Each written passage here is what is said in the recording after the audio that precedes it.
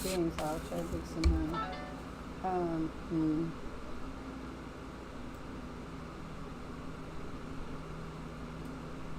Yeah, still not seeing any background music, so it's just done for me.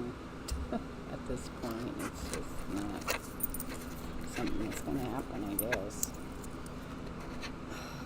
I don't know. Next week, I hope I have some time to try to fix that.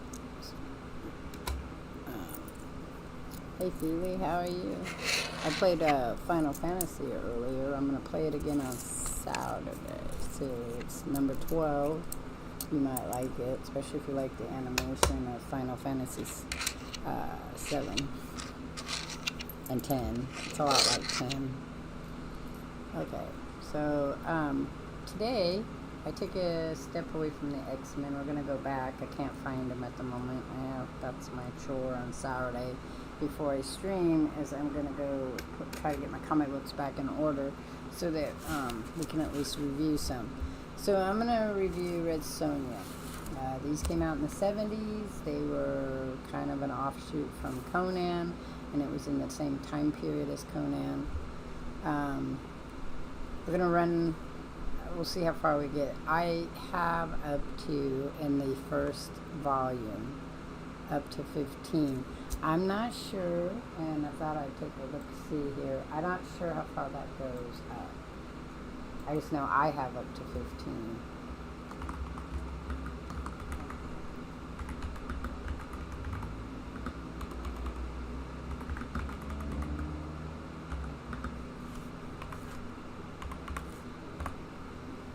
So we're going to look at what it says here. So this was the first Marvel series in 1977.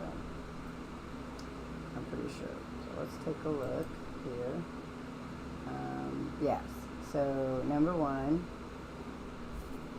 So you if you wanted to buy this graded at a 9.6, it would cost you $120.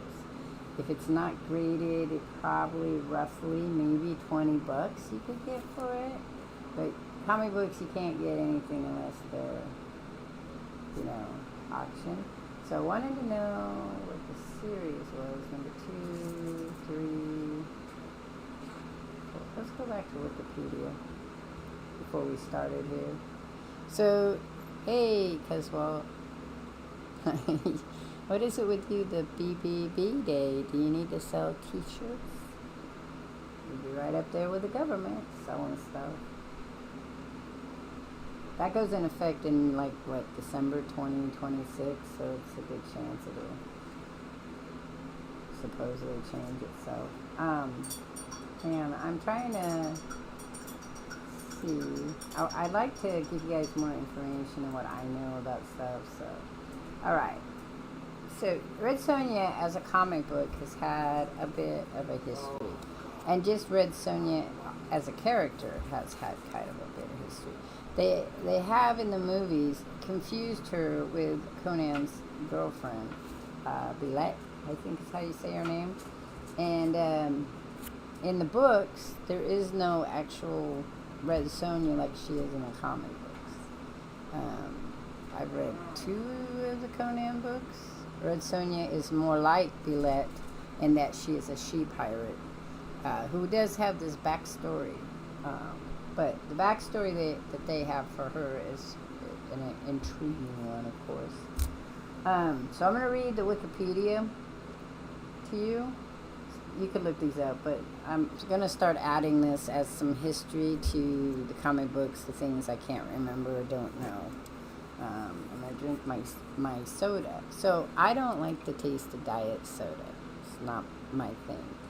But every once in a while I crave soda. So sometimes I get sparkling ice, but I found this new one. This is called Poppy. It's not really new, but I've seen them before. And this one I like the best. This is Raspberry Rose. It's a prebiotic soda, which just means it's just good for your tummy. They're a little pricey. So I pick up, I think a 4-count cost me, what was it? The 4-pack cost me like $9. So they're a little pricey, so they're considered a treat for me. They're not overly sweet. That's your ASMR. They're not overly sweet, but one can only carries 25 calories. Now, the same size for sparkling ice is 5, but 5 has artificial sweeteners. This does not carry the artificial. It has the either, I'm not sure, it's either the agave, the monk, or the sativa, or a mixture of all three. Whatever it is, my body doesn't like it that much. So that's the other reason I don't drink it a lot. I drink them warm too. I don't like them cold. Warm. They have more of a buzz to them, so I like them that way. Alright, so we're going to do comic books, we're going to do Legos, and then we're going to work on some artsy stuff that I'm kind of got in mind. I don't know exactly where it's going to go. I wanted to make pockets, some more pockets. I wanted to color my rose some more. So, we'll feel it out, see how long the comic books take.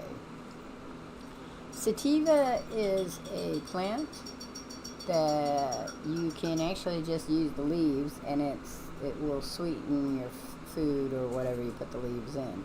Now they make it like they do with sugar beets and make it into a granulated style. Not sure how they do that. Maybe the root? I don't know. Because I don't really understand the process of how you make sugar either. But the calorie count in sativa is much lower than it is, and it doesn't affect you if you have diabetes. So you do sativa, you do, let's see, wrong one. You're thinking of something else.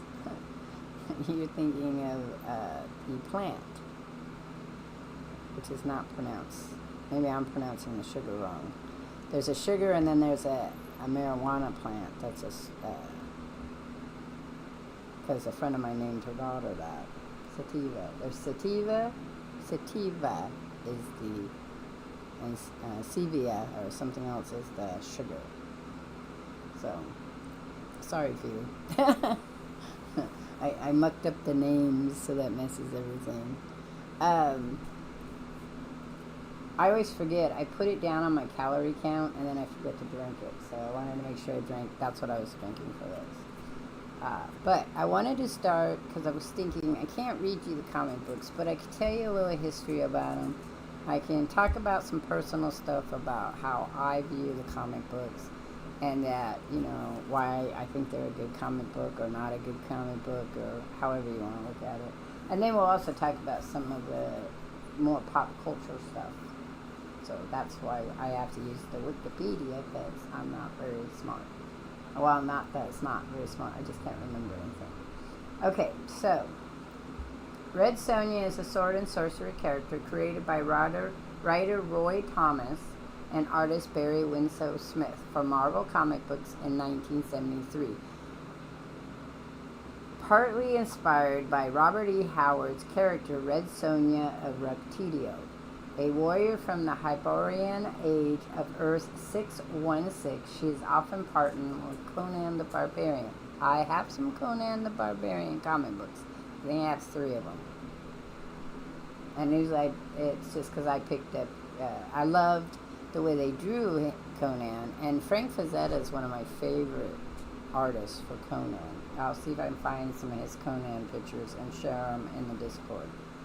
Okay, so Marvel Comic Books published stories featuring Red Sonja until 1986, and returned to the character for a one-shot story in 1995. Okay, I have this run. I don't know how long it is. We're going to look and see if they tell me.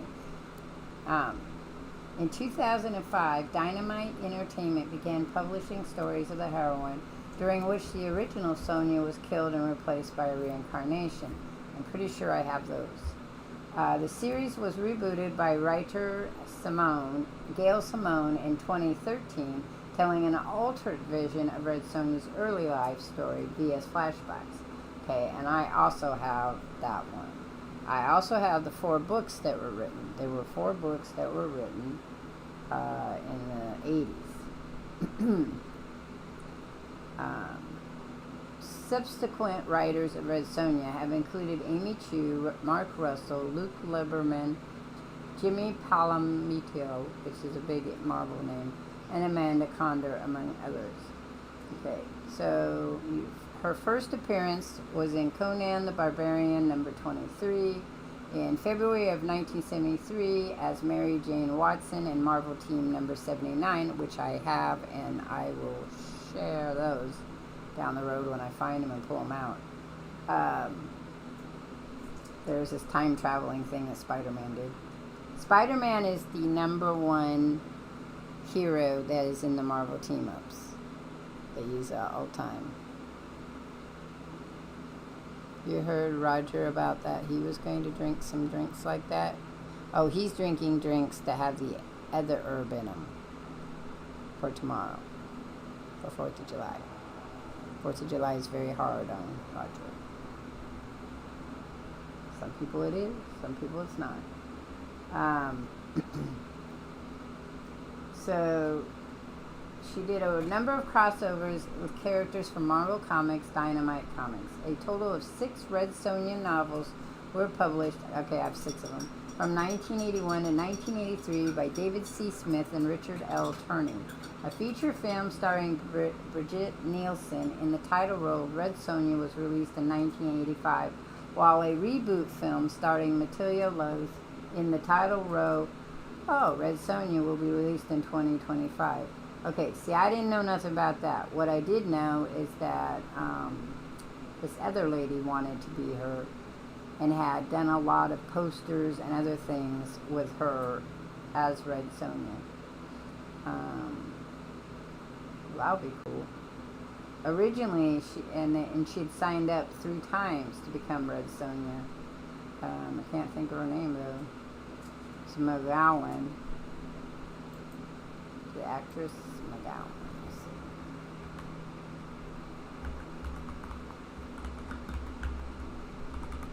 Rose McGowan. So Rose McGowan had originally, and I want to say it was a while back, but she's 51 years old now, so they kind of booted her for playing Red Sonja, I'm pretty sure. But she had tried to be Red Sonja quite a few times. They even did some pictures of her, which were really cute. And they just didn't let her be that. Now she is in a Conan movie, but not as Red Sonja. She played someone else. It says Rose McGowan explains why Red Sonja never happened. Rodriguez had said in the past that the movie never happened because of rights and financing, but McGowan revealed in a recent interview. Let's see what that says. It says, next week, actress McGowan will be appearing in the big screen as Marquise, a beautiful and deadly witch. Okay, so that's in the Conan with, I'll get there, Jason Momoa. So Jason Momoa plays Conan, and the evil witch in Conan was Rose McGowan. However, not too long ago, McGowan was set to headline her own Swords and Sandals epic, spinning out of the world of Conan as the title character in Robert Rodriguez's Red Sonja. Rodriguez had said in the past that the movie was never happened because of rights and financing issues, but McGowan revealed in a recent interview in support of Conan the Barbarian that a mass nerve damage in her arm ultimately prevented her from playing the she-devil with a sword. But she then came out and said, like 3 years ago, that she was going to play it. So I don't know what changed. I'm thinking her age probably changed because she just... Because there are pictures of her and it just looks awesome. It looks like you're like woo, woo, woo, woo. And I'll see if I can find one to post it. Because she looked like it was going to be fun. But she looked great in the Conan movie. So if you haven't had a chance, you should go watch Conan, the one with Jason Momoa, which I think is 2011. Just absolutely great take, more modern take of Conan. It wasn't well favored with him. I don't know why, but I enjoyed it. Yeah, and it came out in 2011. So, if you're a Conan fan or a Jason Momoa fan, he doesn't look like that anymore. And you can definitely see how 10 years has changed in his life. So Sonia's signature clothing is her bikini armor, consisted typically of scale mail. In 2011, Red Sonja was ranked first in Comic Books Buyer Guide, the 100 Sexiest Women in Comic Books list. I didn't even know they had one of those. See, there you go. Okay, so I wanted to see how many they had. But we're going to read. So as we said, she was. So the book by Conan is The Shadow of the Vulture. If you want to go read it, the Conan books are by Robert E. Howard. If I was to tell you how they are, he is a person that really dwells into description. So he will spend like a paragraph or more describing one thing. So it's a little hard to read him if you're a kind of person that really likes the action and or thoughts and wants to move through. Like, you don't need these heavy details. But if you like the heavy details and world building, then he's the man for you. The books aren't very long. I think I'd like to say maybe 75 pages at the most. They're hard to find though now. I think they're very expensive. You might be able to find them. I don't know.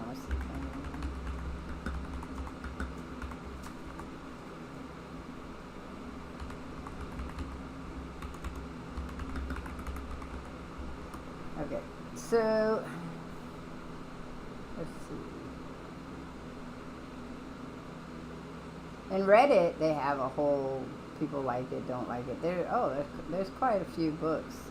There's probably more comic books than books, but I don't know. So the Conan books, because it's a related thing, and I don't have that many Conan. If I share them with you, I could tell you which Conans are my favorite. The Conan books are a sword and sorcery fantasy featuring the character of Conan the Cimmerian, originally created by Robert E. Howard. Written by numerous authors and issued, but we want to know the ones written by Robert E. Howard. We're not really interested. I know lots of other people have written them. So, let's go down here. Although a Conan novel was nearly published in 1934, Howard's stories were never collected during his lifetime. Well, that's an interesting note. I didn't know that. Oh, he killed himself. That's sad. Okay, so Howard was born and raised in Texas. He spent most of his life in the town of Cross Plains, with some time spent in nearby Brownwood. A bookish, intelligent child, he was also a fan of boxing, eventually taking up amateur boxing. He also spent some of his time in his late teens bodybuilding. From the age of 9, he longed to become a writer of action fiction, but did not have real success until he was 23. Thereafter, until his death by suicide. Remember, if you're feeling thoughts of not really belonging or just sad thoughts, that you should call somebody.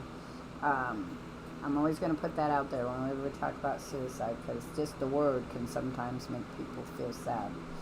At the age of 30, Howard's writings were published in a wide selection of magazines, journals, newspapers, and he became proficient in several subgenres. His greatest success occurred after his death, which is kind of sad.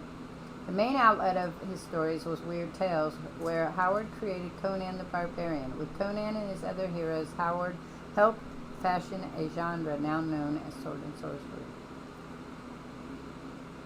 So a lot of people were very interested in why he would have hurt himself.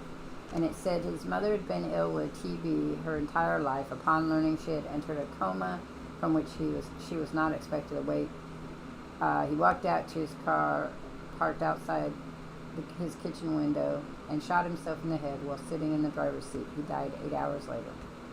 That's sad. Obviously his mother was very important to him. Okay, so that's kind of sad. But he did write quite a few Conan books or stories. He actually read stories. They were not books. He wrote stories, and then the stories were collected in the books from Weird Tales. And I didn't know that. I had read a book, so obviously someone later went back and published his series into books. So, kind of sad though. So let's go back here to Red Sonja though, as I take you down the path of Red Sonja. Okay, so the character of Red Sonja, I want to go back here because he said who the character was originally. Okay, so Howard's Red Sonja had no connection to his Conan the Barbarian character. Roy Thomas and Barry Smith in Marvel's Comics Conan the Barbarian title created a new character from the Hyborian Age inspired by Red Sonja, named Red Sonja, whose descendant Mary Jane Watson could take her form. Shadow of the Vulture itself was adapted by Marvel as Conan and Red Sonja's story in the same title, Conan the Barbarian number 23. So what it is in the story of Red Sonja of Roktinio, she is a gunslinging warrior woman of Polish-Ukrainian origin with a grudge against the Ottoman Sultan. She had the eponymous, that word just drives me nuts, red hair and fiery temper to match. It was revealed in a narrative that she was sibling to a favorite of Sulmain himself, the Ruthenian harem girl Roxolana, who ended up marrying him as his sole legal wife. She was a sibling. Alright, so there's where that came from, and that has really no connection to Red Sonja, which I already knew they didn't have a connection, so it's not like you could say that. But the book, I guess, is The Shadow of the Vulture is a short story by American writer Robert E. Howard, first published in the Magic Carpet magazine.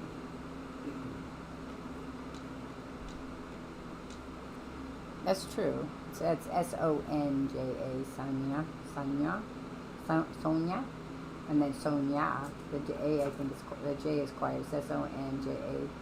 But you might be right here. The story introduces the character Red Sonja of Rogatio, who later became the inspiration, as we said, of the Archship of the chainmail bikini-clad female. Okay, so The Shadow of the Vulture is a historical fiction set in the 16th century. It uses the career of Ottoman Sultan Suleiman the Magnificent, also known as Sultan Suleiman I, after the aftermath of the Battle of the Mohawks, 1526, and later a siege of Vienna in the 1529 as the backdrop for the imaginary characters and events. Okay, in Istanbul, the Ottoman sends home members. So that's the story of the book. I'm not going to read that. But it just talks about what Red Sonja is like. Okay. So that being done. But we're going back to Red Sonja, the comic book now. So Red Sonja's origin story was told in the story The Day of the Sword in the Marvel magazine Cole and the Barbarians number 3, 1975, written by Roy Thomas and Doug Mochin and illustrated by Howard Cachin. The same story was later redrawn by Dick Giordano and Terry Austin and published in the magazine The Savage Sword of Conan 78, 1982. In this version, Red Sonja lives with her family in the western Hungarian steppes.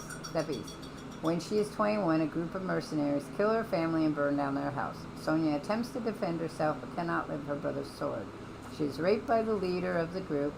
Answering her cry for revenge, the red goddess Skathach appears to her and gives her incredible fighting skills on the condition that she never lie with a man unless he defeats her in fair combat. In the story Sword of the She-Devil Marvel Team-Up number 79, December 1979, Red Sonja is reborn in the present day of Earth 616 with her sword, when her sword is found by her descendant reincarnation, Mary J. M.J. Watson, love interest of Peter Parker Spider-Man. And then there's a whole different story that goes on with that one that I will talk about because it's one of my favorite. Conan the Tort, your family is from Brittany. Cool. Um, in 1983, Marvel Comics published a second Red Sonja series, a two-issue story written by Tristy Marks and Roy Thompson. I have that one. The story featured an appearance by Robert E. Howard's heroine Valerina. That same year, Marvel launched a third series running 13 series. I don't know if I have that one. I'd have to check it. I'd have to see what it looked like. In 1985, Marvel published a two-issue adaptation of the Red Sonja film starring Bridget Nielsen. The adaptation was written by Louis Simonson and Mary Wilson. In 1995, Marvel published the one-shot issue Red Sonja Scavenger Hunt. I have that one. And in 2007, Marvel teamed up with Dynamite Comics to publish Spider-Man Red Sonja. I don't have that one. The Dynamite Comics, 2005 to present. In 2005, Dynamite Comics began publishing Red Sonja. The series debuted with issue 0, written by Michael Avon Oeming and Mike Carey, and drawn by Mel Ruby. It depicted the original Sonja's death in issue number 34. A new character of the same name, described as a reincarnation, takes her place from issue 35 onward. At the 2013 Emerald City Comic Con, Dynamite announced that Gail Simone would be writing a new ongoing Red Sonja series with art from Walter Giovanni. Simone noted in the interviews that her version was slightly rebooted, showing the character's beginnings. Issue 1 of Simone's run was released July 2013 to positive reviews.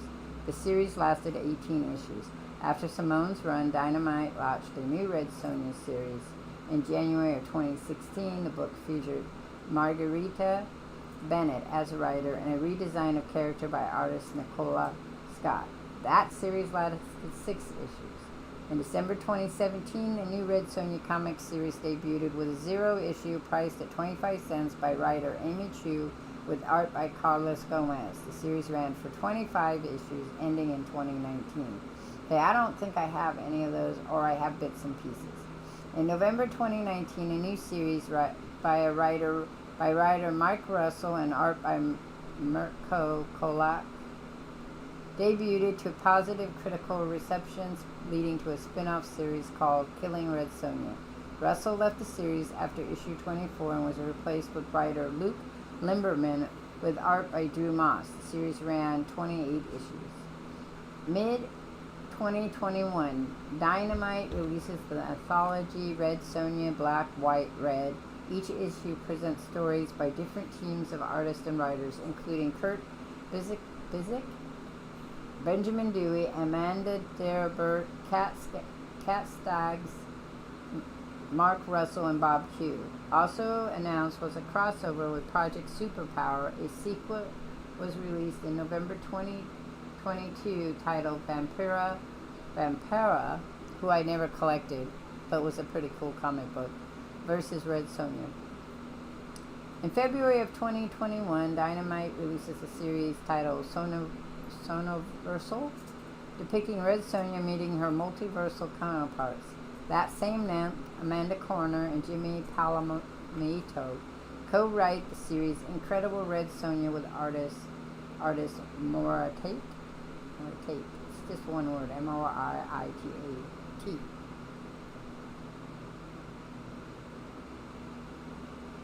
That's interesting. Ones I'm just reading what they are, but yes, I own. I've owned probably close to. Well, my original collection was 3,000 comic books. I probably don't own that many now. I probably own about 1,000, maybe, if that much. I have the run of the X-Men, which starts at 1 something, like I told you, 176, I think is what we read, and I stopped collecting when they were in the 400s, so that's 300 comic books right there. I have a lot of them that run to the end of theirs, so I'm just reading about Red Sonja's history here. Hell Sonja, December 2021, it was announced that Red Sonja would appear in a sequel, Dynamite Lives, called Dynamite Never Dies, which is D-I-E with an exclamation point, N-A-M-I-T-E. I don't know what that means. Hell Sonia, a spin-off from the Sonoverse, Sonia Verso, was released in January 2022. That same month, the Immortal Red Sonja series by a writer Dan Abnett and the artist Alessandro Miracola was announced for April, which would depict Sonja in King Arthur's Camelot. In February 2022, Dynamite announced that it would debut Ray Sitha in May, set 10 years after Androfo's storyline, following Red Sonja's adopted daughter Sitha. In March 2022, Dynamite announced another spin-off title, Samurai Sonja, written by Jordan Clark with the art by Pascal Orlando. In August, a one-shot fairy tale reimagining Red Sonja as Jack from Jack the Beanstalk was released. Unbreakable Red Sonja was released in 2022, and the crossover series Hell Sonja Red Sonja was released in December the same year. Wow. In April 2023, Dynamite announced that it would debut the next ongoing Red Sonja series by writer Torun, this is a Sweden name, Granabek. It's GR with a slash through the O, so I don't know what that sound makes, with an NBEKK. And the artist Walter Genovani in the celebration of the character's 50th anniversary. The first issue was released in July, featured dozens of various covers by artists including Jim Chunung, Brian Hitch, Mike Mignago. Now that name there, Mike Mignago, he does Hellboy. Joseph Michael Linsner, Jerry Fresno, Frank Chow, and Kevin Eastman. Savage Red Sonja by Dan Panosini and Alessio Petilio was released in November 2023, followed by Red Sonja Empire of the Dam by Steve Niles and we're back to Alessandro Amoruso in April 2024. The sequel to Red Sonja Birth of the She-Devil, called Red Sonja Death and Devil, was released September 2024. An alternate reality version of the character will debut in Sonja Red Reborn, set for release August 2025. That's my birthday. The series, written by Christopher Priest, will follow Bishop diplomatic clerk Maggie Sutherland, who is transported from the 21st century to the world of Hyboria. Okay, so we're going to read some little pop culture stuff before we continue on with the review. So, most artists depict Red Sonja wearing a very brief chainmail bikini costume of scale armor, usually with boots and gauntlets. As the originally drawn by Barry Winslow Smith for The Shadow of the Vulture and The Song of Red Sonja in the Conan Barbarian issues 23 and 24, 1972, she wore a long-sleeve male shirt and short pants of red silk. As told by Roy Thomas in the introduction of Red Sonja Adventures, Volume 1, Dynamite Entertainment, Spanish artist Espan Maroto submitted an uncommissioned illustration to him while Thomas was editing the magazine Savage Sword of Conan. You're hoping the Wolverine game shares news on... Yeah, that would be good. They've kind of stalled on that. I'm not holding my breath. The illustration featured a redesigned silver metal bikini which resembled fantasy costumes that other Martuto heroines sported in the 1970s. This illustration was printed for the first time in Jim Stenrock's magazine Comic Scene number 5 in black and white. It was reprinted in Savage Sword of Conan number 1 and then in Marvel Treasury Edition number 15 in color, and later restored and colored by Joss Villarumby as an alternative cover for the Dynamite Entertainment edition of Red Sonja number 2. Maroto drew her in this costume for a double-page spread illustration in Savage Tales number 3, and then for her first solo adventure in Savage Sword of Conan number 1. John Buscema, who's a big Marvel guy, drew her in this costume in the same magazine and in the issues of 43, 44, 48 of Conan, the Barbarian, 1974. Dick Giordano portrayed Sonia in the bikini for the first issue of Marvel Features Volume 2, November 1975. So this is what we're seeing right there. Before Frank Thorne took over from the issue number 2, 1976. Okay, bisexuality. In 2016, author Gail Simone indicated that Sonia was bisexual during her run. In 2020, the series Red Sonja, The Price of Blood by writer Luc Lemire and artist Walter Giovanni corroborated this, depicting Sonia as having slept with a woman. In 2024, Simone's novel Red Sonja Consumed portrays the characters having both male and female lovers. And in the early ones, not much is said, but there is in the book format, they talk about her falling in love, but the person she falls in love with cannot beat her in combat, so she can't ever fall in love. I mean, she fell in love, but she couldn't be with the person. So I wanted to see what the issues here were. Okay, so Marvel Comics issues went from 1975. I don't think that's the one I have. I think I have the second one, which is that was Marvel Comics Feature. Okay, so I have Marvel Comics number 1, and it goes from 1 to 15, and that's all it has. I have all 15 of them. I wasn't sure about that or not. I think I read Sonja Volume 2, which was done in 1983. And then after that, I would have to look to tell you which ones I have. So, I didn't pull them out. Because, I mean, if you're interested in Red Sonja, my suggestion to you is to go read the books by David Claude Smith Jr.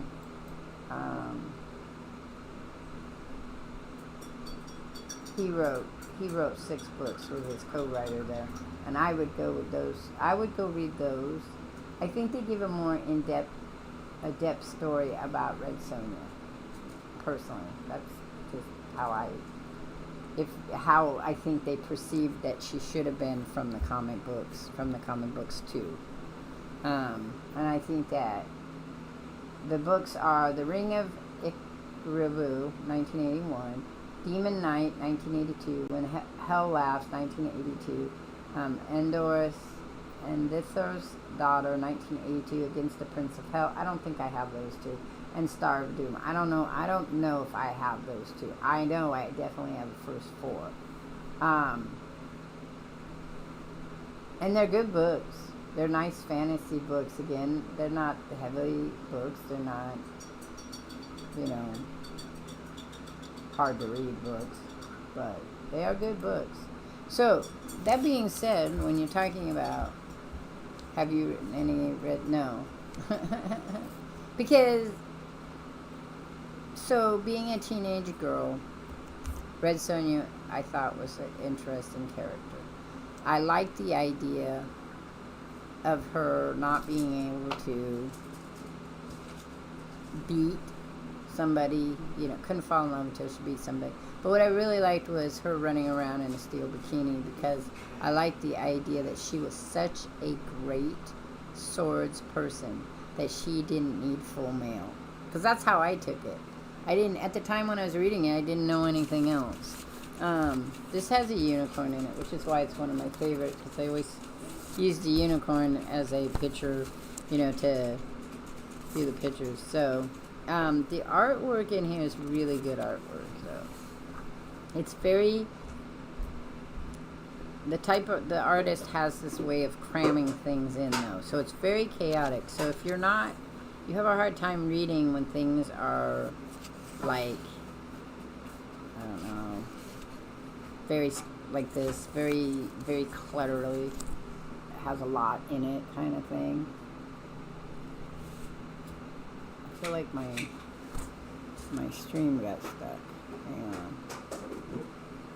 Why is my stream stuck? You guys aren't seeing a different picture right now. Why is that? Let me see. It's really behind. Sorry.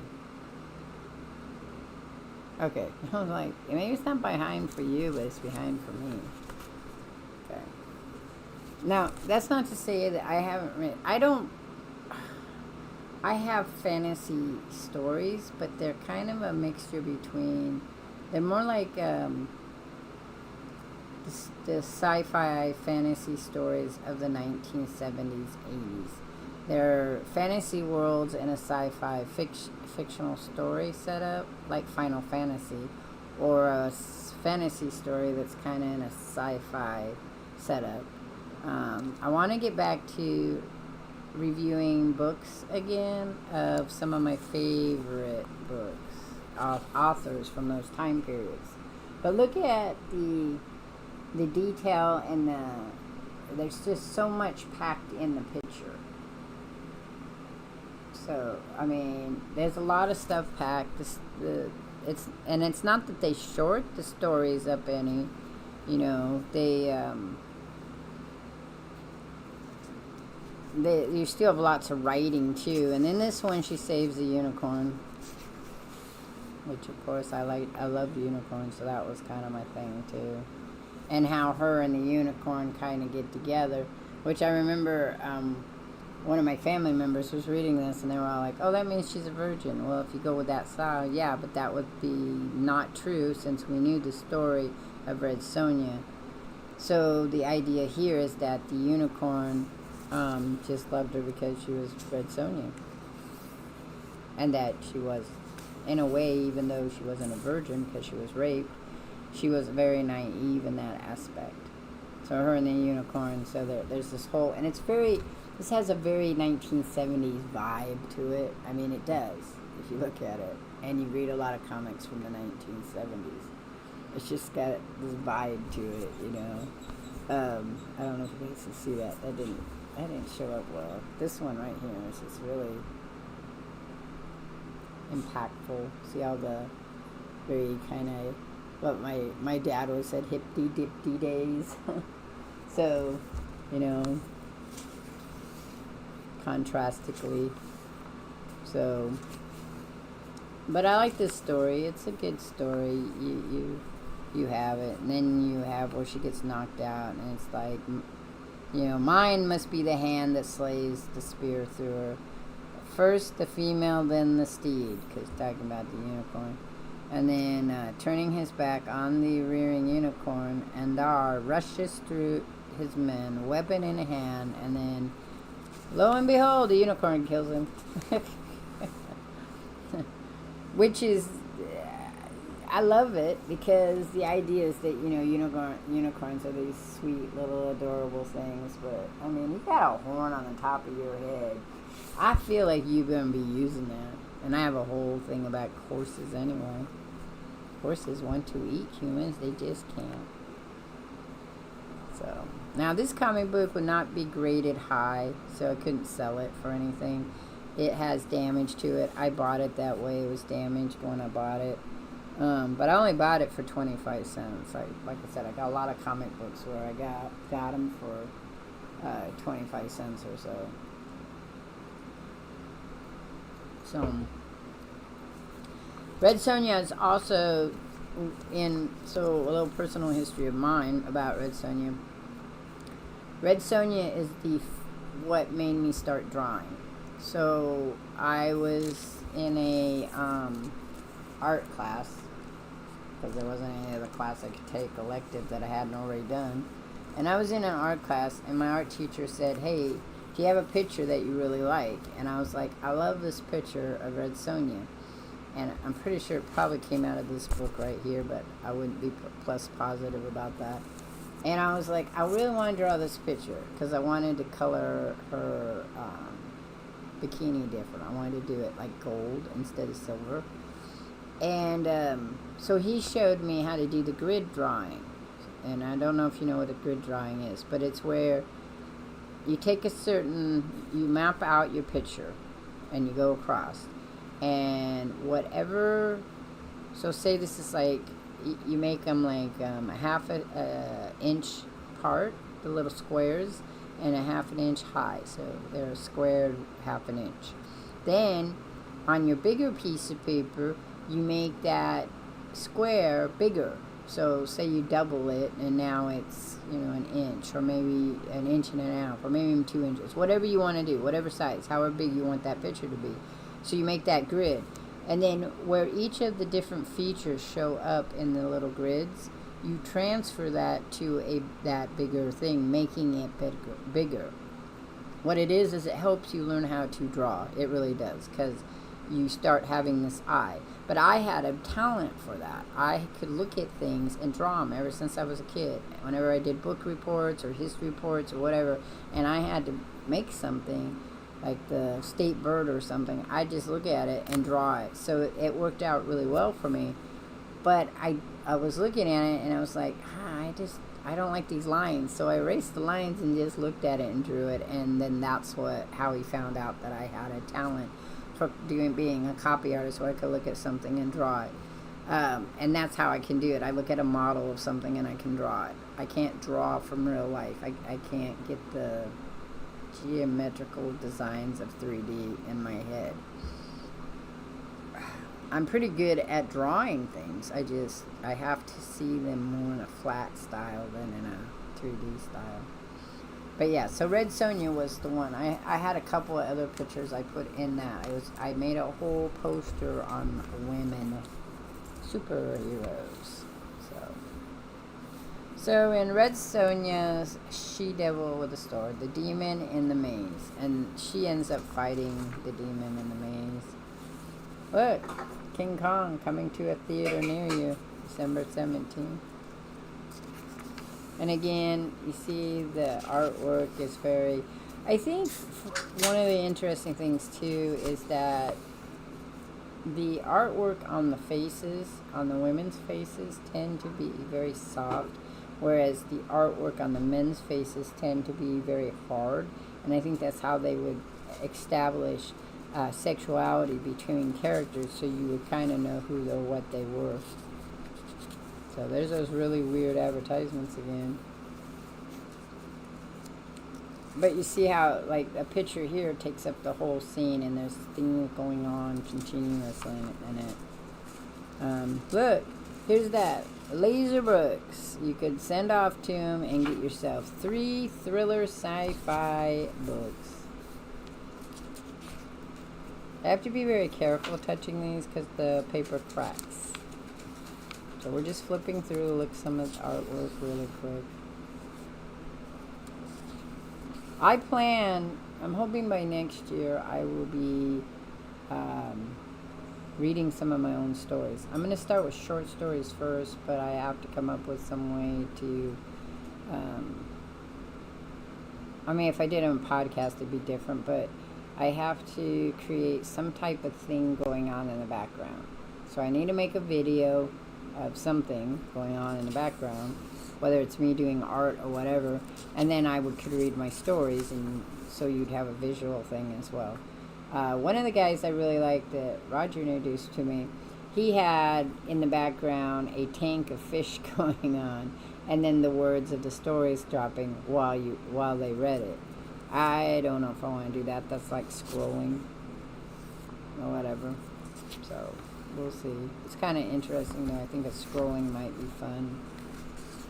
But look, for $3.98 you could become a bodybuilder. And there's those things where you would sell stuff, the seeds.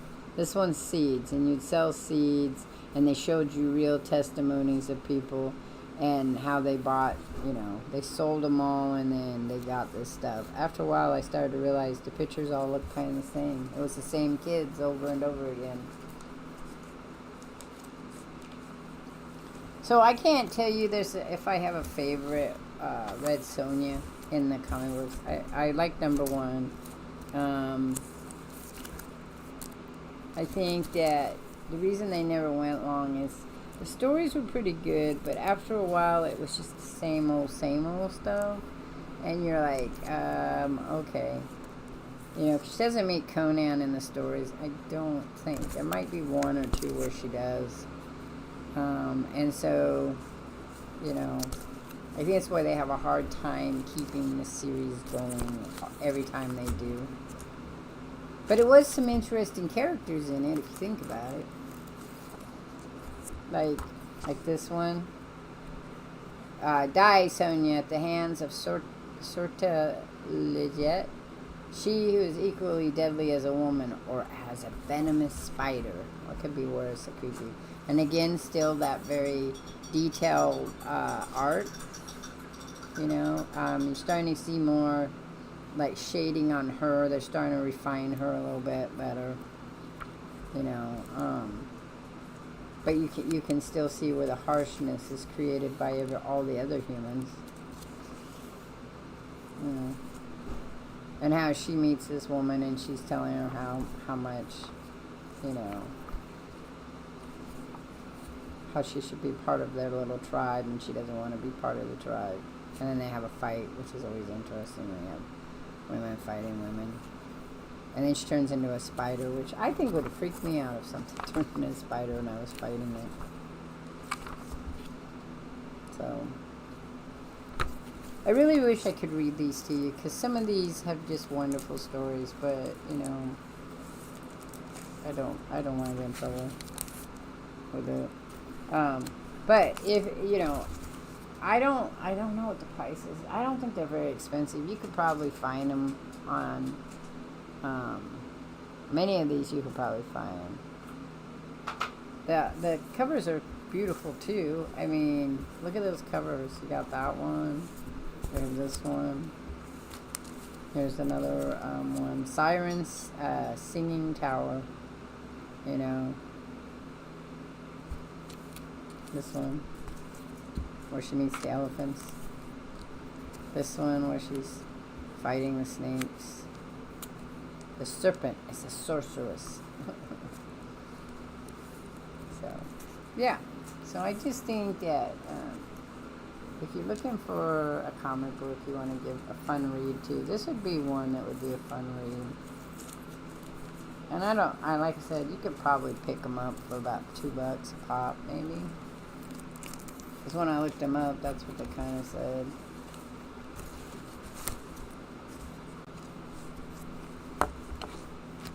But I mean, if you think about it, because, well, everything I've ever read in my life probably inspires my stories. I write stories that I like to read. The type of stories that I like to read. And that's why I think I'll get back, once I can get into my books, I'll start getting back to talking about the books that I've read that I find extremely interesting. And why I think they're interesting. I was going to say, though, let's look and see about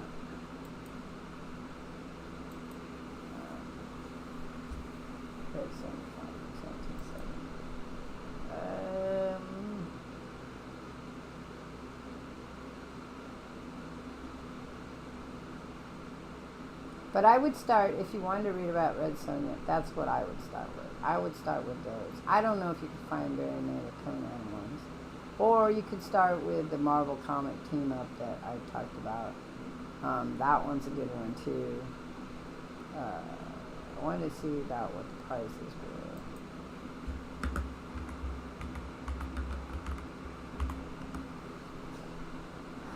So, eBay has some. It's going to be very expensive on eBay. eBay has it. Yeah, they're going to try to sell them for...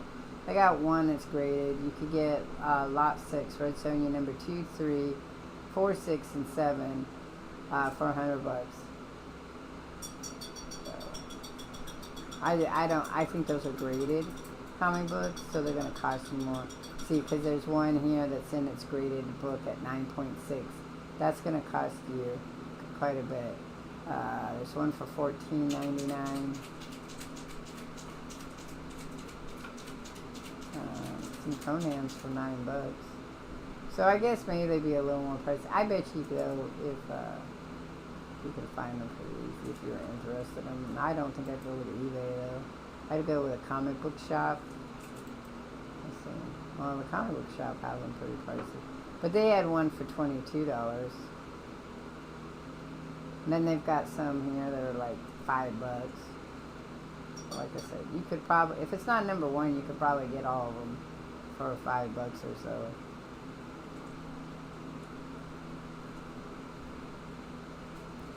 Or Marvel might have them in there. I know Marvel has some comic books in collection that you can go read. So, alright, so let's get to Legos.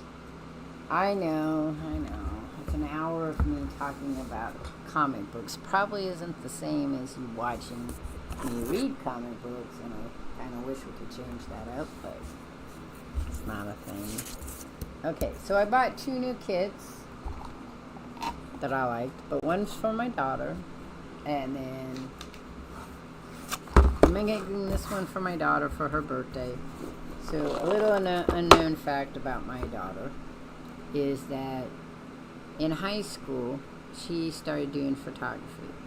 I had gotten her a camera like this. We got her older 35mm camera that my aunt had. And I introduced her to the art of photography. So, I don't think, Roger's not in this thing. He's over there painting, and what? He's watching Unkempt, I'm pretty sure. Your daughter loves photography? Yeah, so I got her interested in photography. And then when she went to college, she learned how to build and do her own darkroom. And so that's my daughter's love. She just doesn't have the money, the time, or the place to get back into it. But if she could, she would. She does beautiful pictures. So I'm going to build her this. She doesn't know it's coming. I'm going to build her this for her birthday. Because she asked me for money for her birthday to get herself a snail purse, a Betsy Johnson snail purse. So that's what she wanted. But I saw this and I thought, this would be great for her. She'll put it up there. I also got this kit. We'll do that later with the Mario one, which is, it's a 3-in-1, and it can build a spider, a scorpion, or a snake. I'm thinking I want to do the spider. But today's one we're starting will be the camera. So the axle is all done, and I told my son he's got to come and get it. He hasn't. We went out to the lake last time. He comes out every Tuesday, so I'm gonna maybe do another art stream soon. But I found what I'm buying to make my videos and do my art streams on, which will be nicer. And I probably won't be getting it till August though, but I did find the one I want, so I have to shop around for it. It's a Galaxy Tab 9, and it'll allow me to make artwork and stuff. Where's their little tabby to push down to open? There it is. This is also a 3-in-1, which I didn't notice, so I have to decide which one I want to build. There's a video camcorder. Well, that's interesting. What do you think's in there? We'll put that aside for a minute. Okay.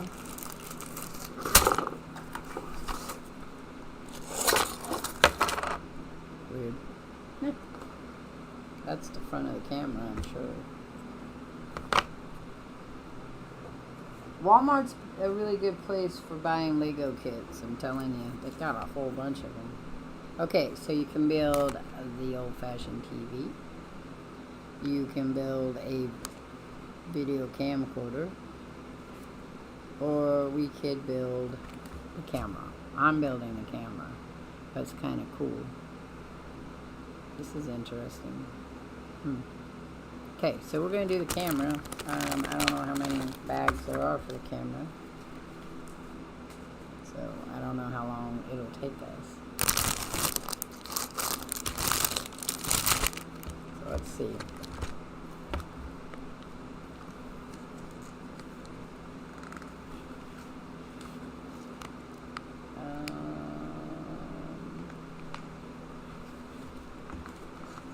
Well, this is interesting. It doesn't say which one to open first. You know, usually they tell you which expansion. I guess it's this one. Because this one doesn't have a... So usually they have numbers on the bags. This must be an older kit, because there's no numbers on the bag.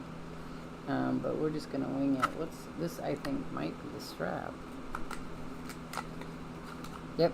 So here's the strap to the camera, because I was like convinced that that was not... was not Legos, and it's not. That's the camera strip. So we're going to fold that out so we can get it to uncrinkle itself.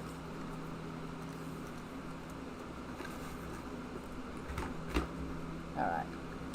Cool. Alright, well, let's see. We're going to put these aside. Since it's not telling me which ones to open, I'm going to assume I'm just going to open this one first. That one's for my studs for my son. Okay. Photography is fun. I did photography. Well, I dated a photographer. That was his hobby. That's what he wanted to be.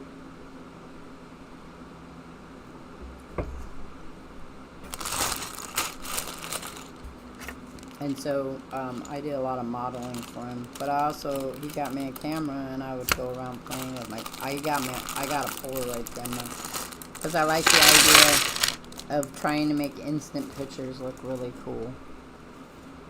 And so I played around with a lot of instant. But I also had a regular camera, which is the camera I gave my daughter that my aunt gave me, because my aunt was also interested in that. Alright, there's that. What do we want? We need a long black one.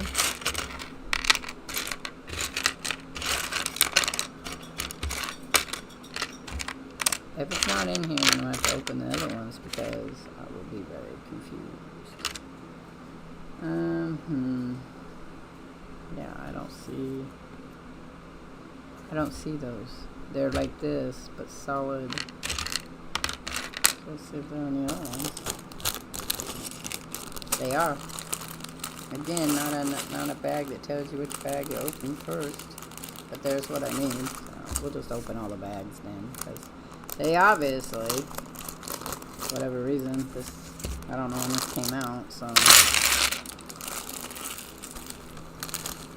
open them all. And then whatever we don't use, we'll go into the Lego bin. Okay, I saw a couple of car ones that I might get next month. We'll see. Okay, so I don't know how long it's going to take to do this.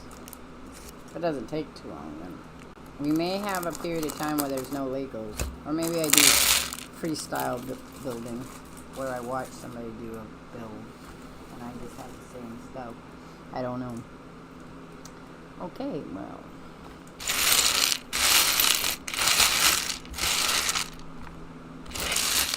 I need these. So I need one of those. I need this. And I want to put this on here. Is it this? It doesn't say how big it is. Are there any other ones that are longer? They're shorters, but not longers. Shorters, but not longers. Let me create new language for us all. Okay, so there's that one. Okay, the stream is still having some issues. Let's see.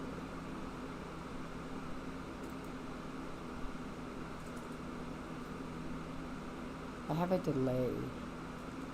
So if I don't answer you guys right quick, it's because when I'm looking at my chat, it's delaying it. Okay, so then we need to know one of these. Is the same number of them, or is they shorter? Let's see. Oops, that's shorter. We'll go there.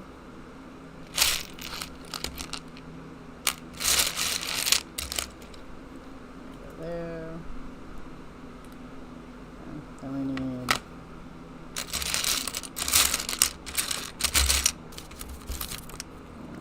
oops, there's something I wanted to show you guys that you could do. Keeps coming out. Stop.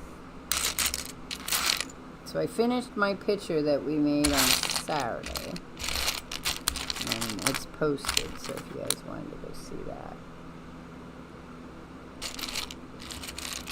That one. Now my daughter's birthday is not till the end of the month, so I have time to build this if I want.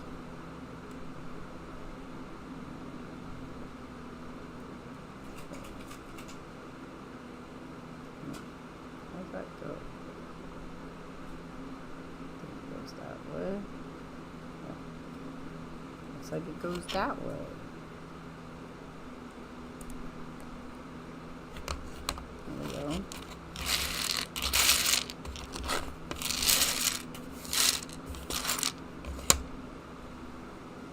My neck's bothering me today. It was bothering me earlier when I had my chiropractor try to pop it and it just hurt.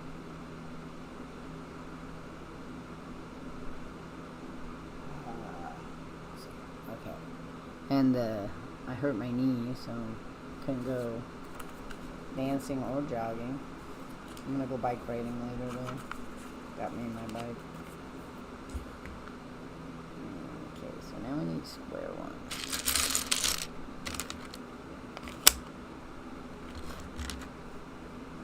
There's only one of them. And then two of these again.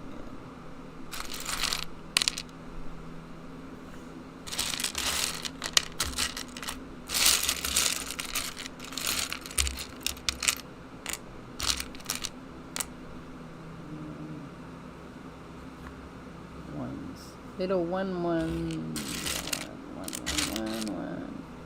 Little black ones, just one black, like that.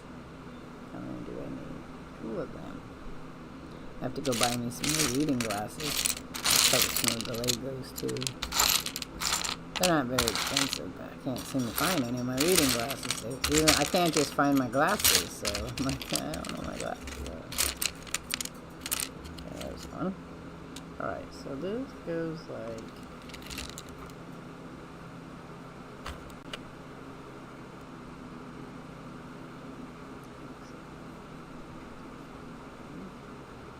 This goes right here. Right there. And I put one of these on this side. And I put one of these on this side. Woo!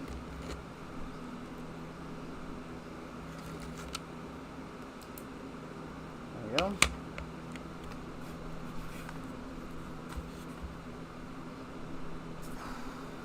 Oh, no, yeah, those. And I have this one.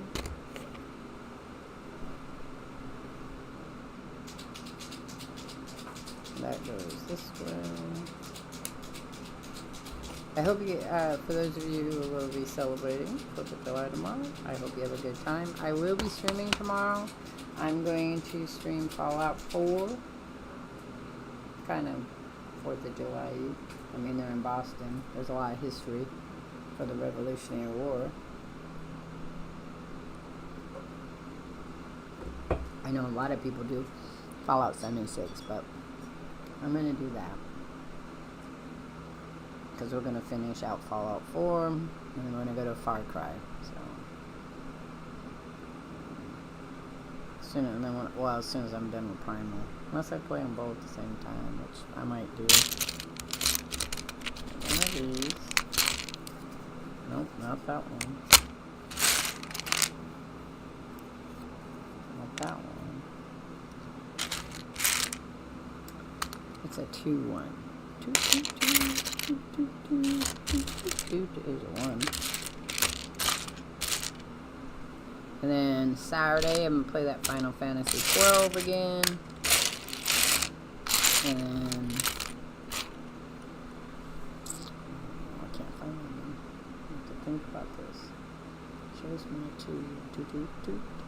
I don't have any more bags, so it is here hiding.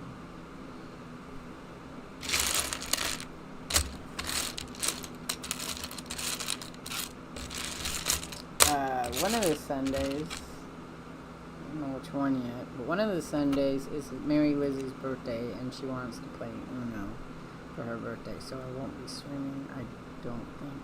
I have to wait and see when she does it. But she tends to stream later in the evening, so That might mean I don't play with my son, or I don't play with Roger. Need it.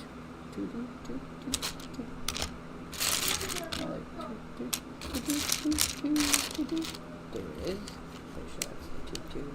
Yep, there's a 2-2. And then these ones. That's one of them.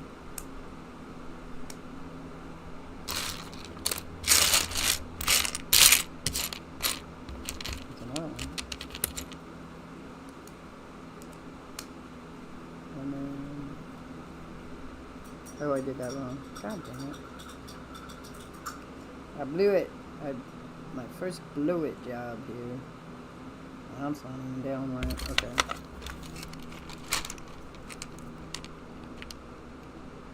Let's go ahead and get off this one. It's always so hard to get off.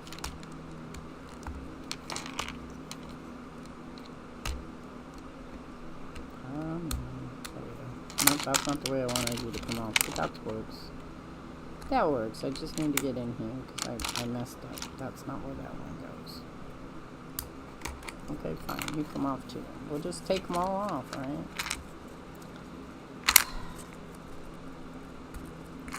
The one I need off won't come off.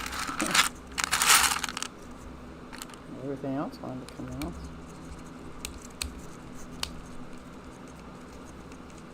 Oh, you bitch. It's a bitch. It's a bitch. Oh, and there it went. Down past my legs. Luckily, I just cleaned my floor. So what was that part? Okay, now we gotta build it back together again. Push them on down there.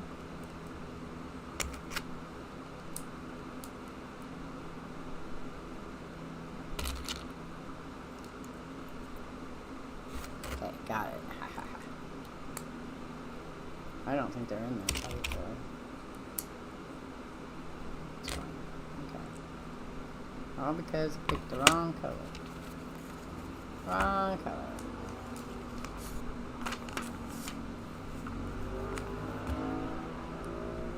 Because, well, do you have is it a 4-day work week this week? And tomorrow you have off? I would assume, but okay. I need 5 of those. So here's 1, 2, 3, 4, 5. 5. Wow.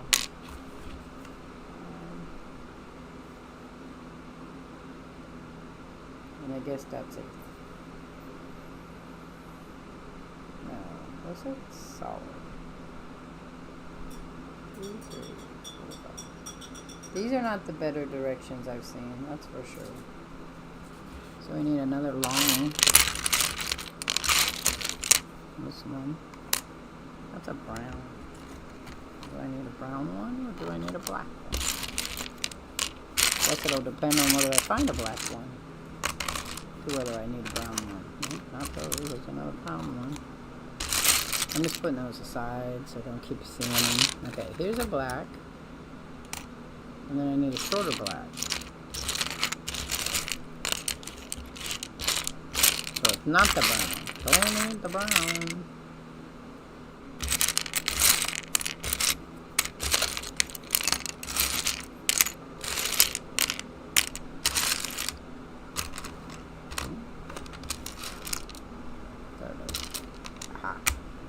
Okay, so we put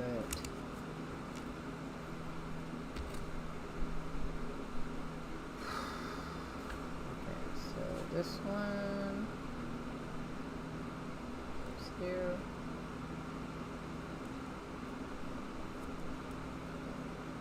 Like that. And these go along this edge.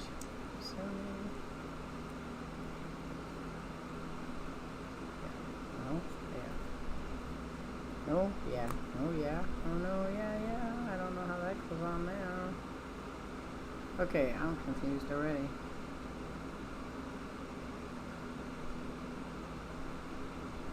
Oh, I guess I go across too. Okay, I see. I see.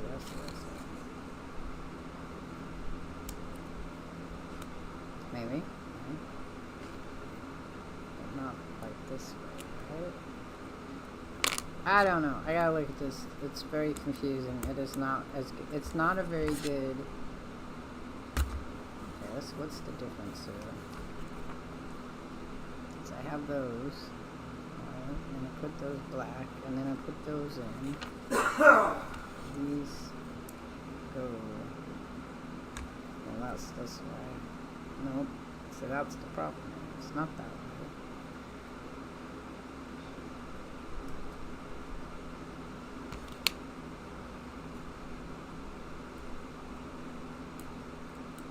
I don't want to undo. Which I guess I did because I didn't want them to undo themselves.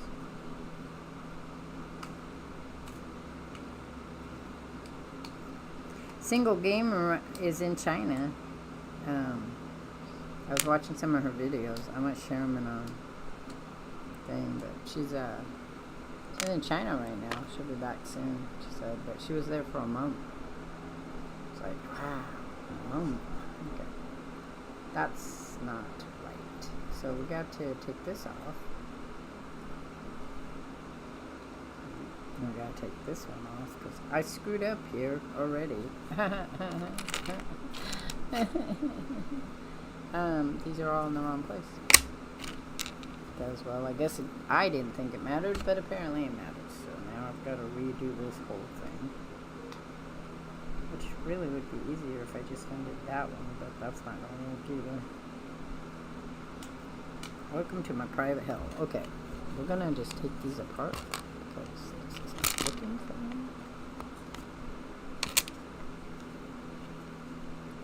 That can't stay there either, though.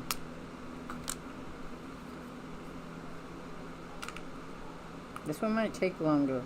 The instructions are not as clear as the other instructions I've written, and now I'm losing Legos everywhere. I don't know where that one went.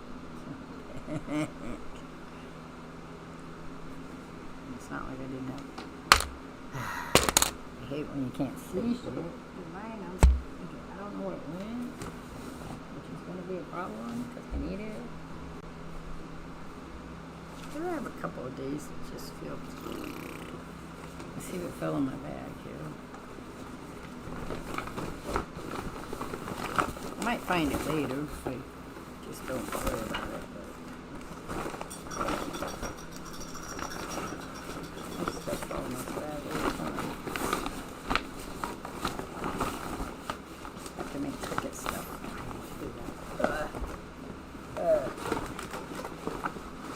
Well, not in there, right? That's, so now I don't know where to put it.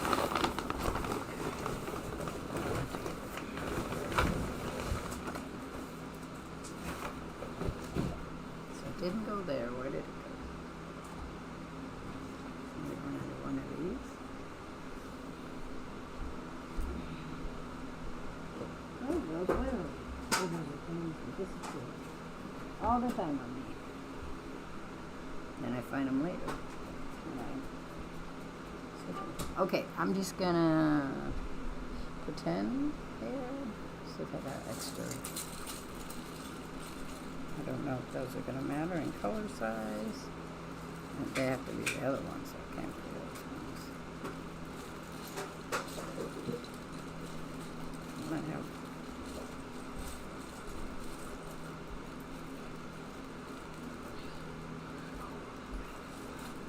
That one right there. Stop moving, I want you. I'll find the other one later too, I bet. Okay, so we're gonna place this blue one with a green one. Because I can't find the one that fell. You know, you've seen her first video of her, she's being there. Being who? Who are you talking about, Billy boy? Are you talking to me? Are you talking to me? Okay, it's gonna come up here. Now, this goes this way. And I need to put that one. Does not go there. Okay. So, I'm looking at this here. And then we put so the problem was I gotta go even back further. Okay, so we have, yeah, that should have been on the other side, I guess. Or comparably to where this one was.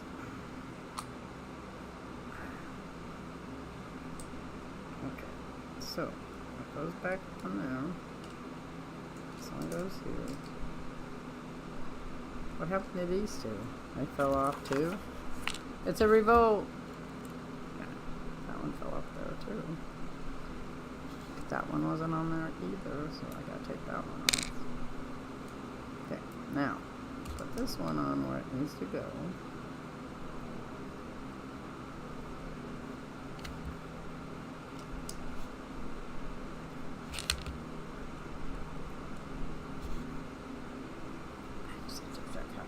Oh, in China single player? Yeah, okay. I'm sorry. Because I just talked about her. But there's a delay in the chat there. Yes, she's been filming some cool stuff. Have you watched it? She was talking about being in the mall and the food, and it was like being in the airport. And her hotel looked really nice. So, and she looks like she's having fun. So that's cool. I know she talked always about wanting to go, and this is the first time she's been to another place, so. I thought was really cute was she was talking about how she was watching these movies on the flight, and they were movies that had featured women in love stories, and she was very excited by that. And I thought, oh, that's so cute, because my daughters will watch them all the time. And watch ones with men falling in love with men and women falling in love with women. And it was exciting that she was excited by it. Okay, so she's one of those people that I feel like is a very nice person who hasn't had quite enough breaks in her life. Okay, so that's my confusion. Okay, I see what that is. This black one has to go here too.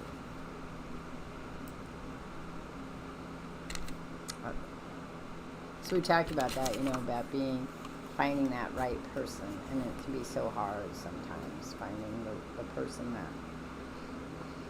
that matches you. And I think too, what people forget is that we are fed stories about good relationships and love and romance and all these things, women especially, through our lives. And some of the reality is that love can be really hard. I don't think especially if you're mentally ill.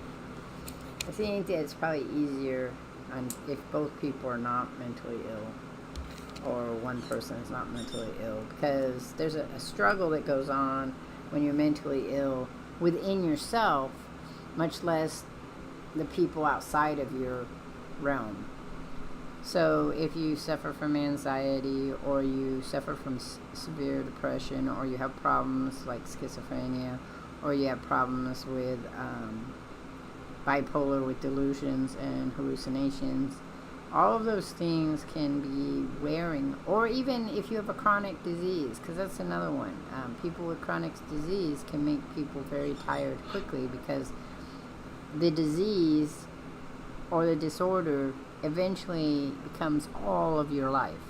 Even if you try not to let it be all of your life, it impacts you personally every single day, and then that in itself then impacts your relationship. So it can be very hard to have a good relationship with somebody because of that. And I was talking to my sister today, and that when I was doing, so I talk a lot about when I was becoming a therapist, and I had to do different types of therapy. Oh, well, I'm just talking about things. There's no, thanks for the good vibes there, because, well, it's probably a day that a lot of people need good vibes. But I had a couple come in, and they got along very well. They didn't have any issues. So the first question is, then why are you in therapy? And the issue was is that the woman had become depressed for various reasons. But one of them was a hormonal imbalance, which later they found out. But during that period of time, she had some issues, and up until that time, they kind of thought like one person. So they were very well connected, and usually they could talk about things. But the gentleman had a very hard time understanding the emotional needs of a person who was depressed. And so it was his idea to come to therapy because he thought maybe somebody could explain to him or help him out in understanding that. And so that was his main reason for being there. And the lady who, because when you do internship and learning therapy, you always have another therapist there with you. And she knew that I was a behavioralist who had to describe to parents all the time how children thought. And she said, "Kid, you take a stab at that." And I thought, sure. So I had to think about it for a minute, and I had to think of something that would be easy to translate to explain what depression is like, or any mental illness, but depression was the issue. So I said, think of a wall. So you have this wall that all of a sudden miraculously shows up in your life. It just shows up. It can show up anytime in your life. And at first, you kind of like figure out ways around the wall. And it doesn't really cause you too much problem. You just kind of accept it. The wall's there, and that's the way it is once you get over the whole concept that there's a wall there. But anytime you touch the wall, it causes you extreme pain in your hands, in your feet, in your legs, wherever you touched it. So if you tried not to touch the wall got there closer no matter what. No matter what you did, the wall was always there. The wall would never go away. So you have to accept the wall's not going away. But now the wall is causing you pain. And then the wall then also starts to get in the way of other relationships. So you could be very close to somebody, but then that wall bounces up between you. And the wall is giving you pain, but you have no way of explaining because they can't see the wall and they're not affected by the wall. That's how having depression is. So when you get sad, and you shouldn't be, people always like to say, there's no reason for you to be sad. And that was kind of the thing that was going on between her and her husband. Is he wanted to know what was causing the sadness, so he could fix it. But you can't fix it. It's not a fixable thing. It's always going to be there. Now you can take medications that will help you, that will give you helping tools to combat it when it occurs. But there are days when that doesn't help either. So after I gave him that explanation, he was all like, so if I move this way, I move that way, the wall's there. Yeah, I said yes. He's like, and even if I don't touch the wall, eventually the wall will cause me pain. And I said yes. So he's like, and I can't talk about the wall because nobody else understands about the wall. And I said yes. So this is not right either. Why does he have so much problems with this one? It's not very explanatory here. Okay, I gotta go back again and look at something.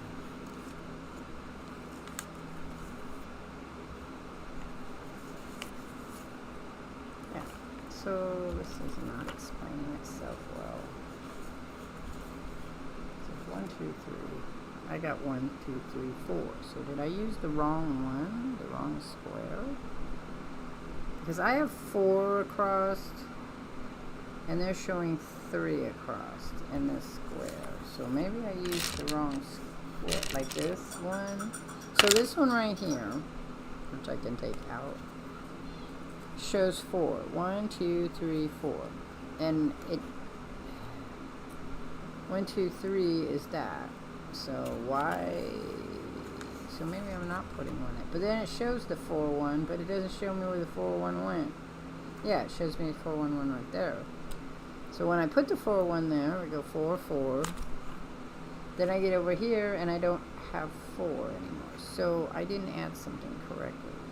What didn't I add correctly? Oh, those black ones. No. Never mind. Never mind, I figured it out. So go there, and then the shorter one goes right here. Missed the whole step I was fixing up for.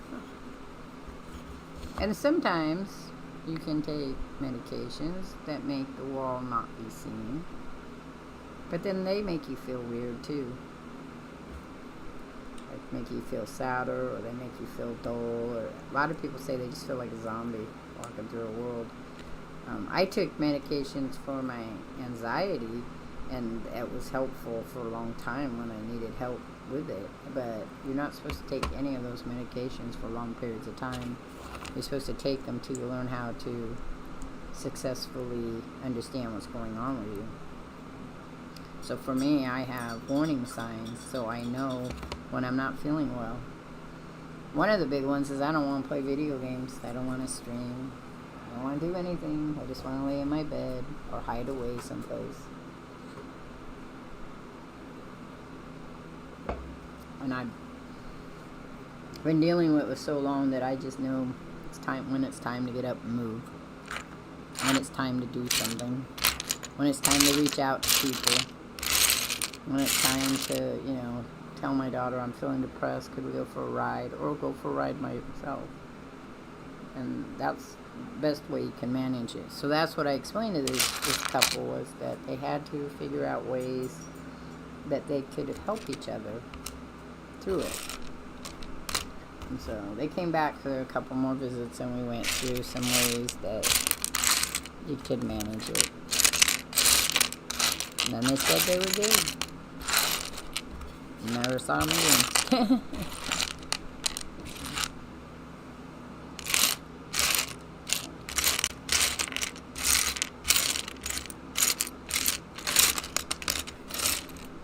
I think it's very hard for people to talk about their mental health issues. I need to know one of these. And I don't see it.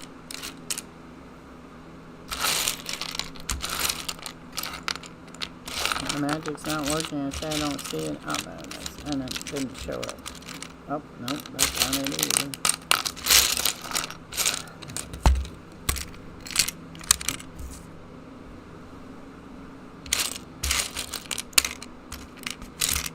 Next to it, fibromyalgia, though, is kind of the same thing. It's got this wall. And being chronically ill is the same way. When you have a chronic pain disorder like mine, but then if you have a disorder, I don't know how many of you know about Mary Lizzie. Mary Lizzie has a genetic disorder in which the cartilage between her joints deteriorates, in all her joints, not just her back, all her joints. So she's had work done on her knees, she's having work done on her shoulders, because the pain is more than she can handle. So I'm looking for that way. And sometimes it's all she can talk about, because when you're in pain, that's right there in the forefront. That's the wall that's standing there that no one else can see. So, there it is. It was upside down. Okay, so I have to do these two go here, I guess.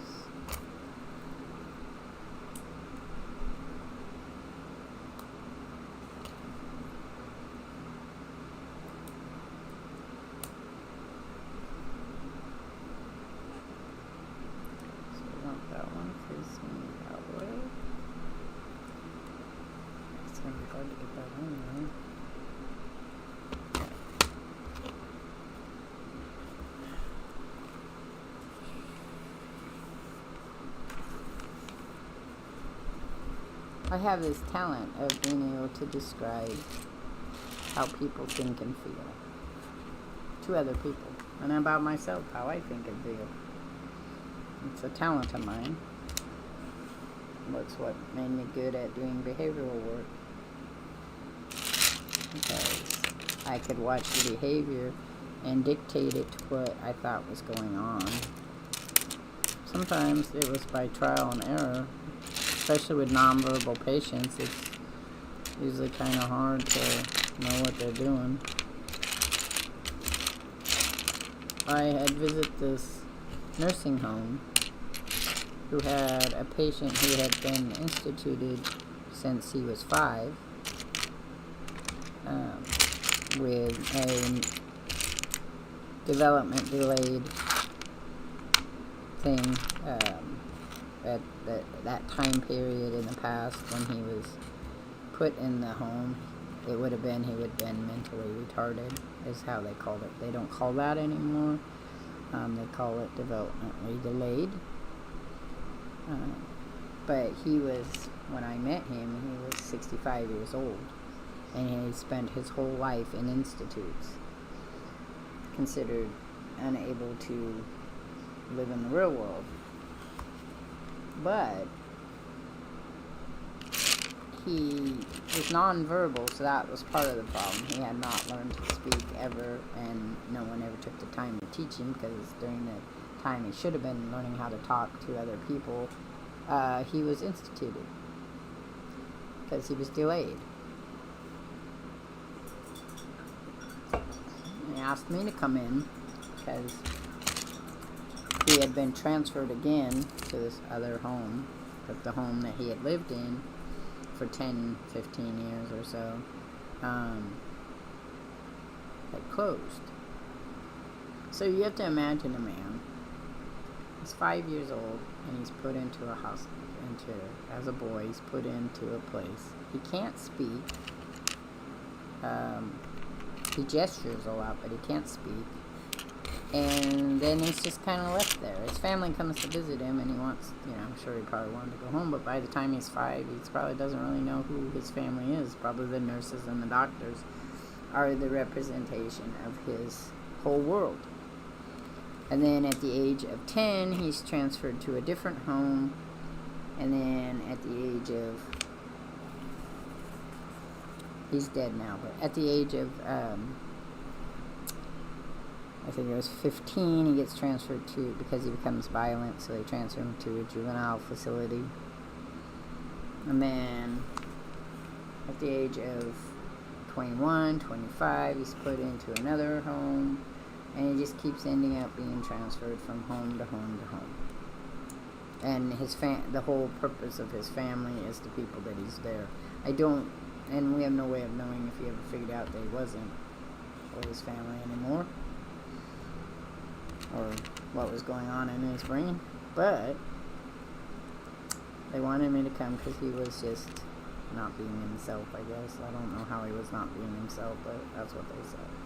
So I went in to watch him, and I noticed that he had some very autistic-like behaviors, and asked if he was diagnosed autistic, and they said no. And I said, well, he needs to be evaluated. I'm pretty sure that he's autistic. So then that was one thing. Then, while he was sitting there, I pretty much assumed he was having a seizure. So I asked if they had examined him for seizures, and it was said no. So that got into the paperwork, and come to find out, I said, well, you might want to check that out. So come to find, when he was sitting still, which is a new phenomenon. Not new in that it's a new phenomenon, but a new discovery that a lot of autistic children have seizures when they are not being communicative. When they're just kind of sitting there in this like zoned out world, their brain is having seizures. I had my son check quite a bit because he would kind of sit in that mushroom state. That's what I call it. And I had him tested to find out if he was having seizures. He wasn't. He was just quiet. He was just in his own little world, which is okay too. That looks right. Okay. Before these. So the gentleman, they had him done that, and they found out that, yes, he was having seizures. So that was a thing. And they put him on medication, and that helped a lot. There was a lot more activity going on. He was going back to, I guess, his more normal self, or a different normal self, I guess would be the term. And then they had me come out one more time because they wanted me to watch him while he was more active, and I noticed that he did a lot of gesturing stuff. So I said, has anybody tried to teach him sign language? And they all looked at me really like, or pictures. I said, has anybody tried the Picology? Because there's for people who cannot speak, you can use pictures, and they point to the pictures, like the dog buttons. I don't know if you guys have seen the ones where they have pads now. There's many videos, maybe I'll find one and share it, in which the dogs are pushing the buttons to talk to their owners. It's pretty cool. It's a lot of research on it. It's very interesting. But you could sign language or do picture art for people who are disabled, and sometimes that's very helpful. Especially with that way, but I don't know how that's going to. Oh, it's on this side. I still don't know how it's going to work.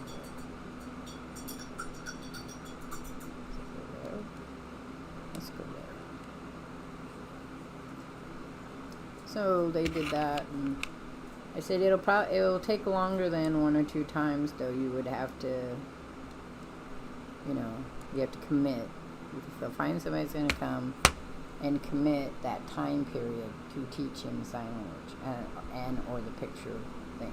So they asked me if I was interested in it. I said, well, I don't have a whole lot of time, but sure, I could come and sit down and do some chitter-chattering. So I said I need a list of the things that he really likes. Like, what are things he enjoys a lot? Food-wise, things I can make pictures of that I could get him interested in.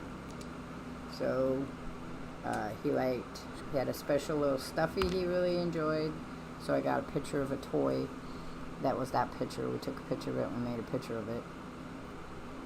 And then I got a couple of food items. I can't remember what they were. They were things that he enjoyed, but he didn't get a lot of. But they were special events. And then I proceeded to sit down and teach this man how to communicate with pictures and or sign language.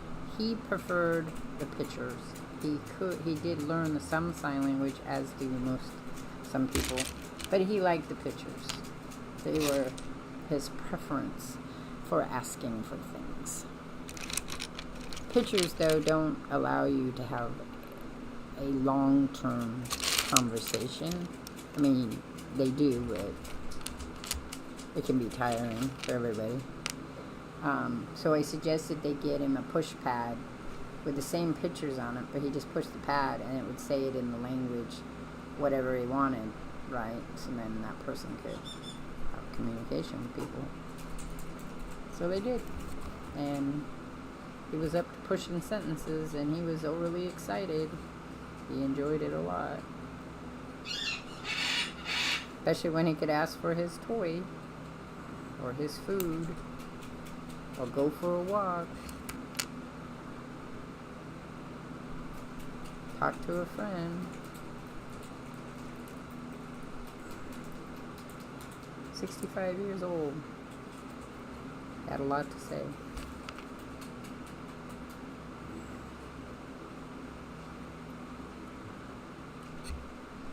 Autistic children that you work with pictures and grams and stuff like that, will eventually learn to communicate if they really want something. And I used to tell parents that all the time. It will happen. I don't know what's going on with this one. I put it on the wrong one. It shows it there.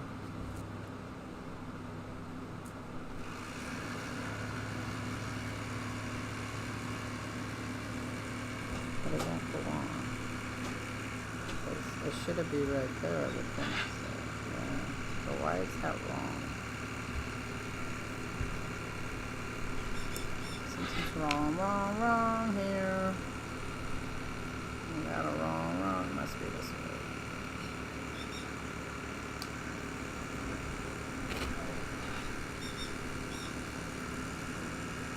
always just amazes me still that people got locked away because we didn't have enough information about them, and their whole life was filled with living in places that weren't really loving homes. His last place, they really liked him, and they were really kind to him. Which is always good. Okay, I need 2 black ones.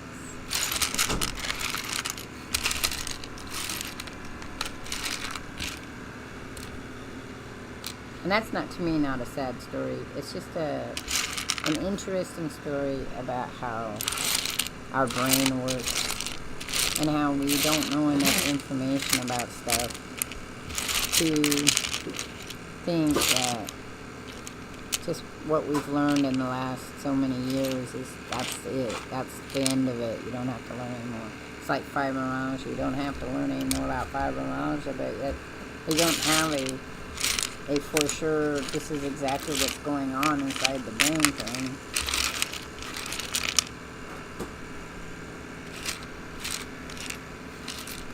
Okay, so black one is disappeared. I need another black one. I can't find it. Can't find it. The magic word, I can't find it. Makes my brain work harder.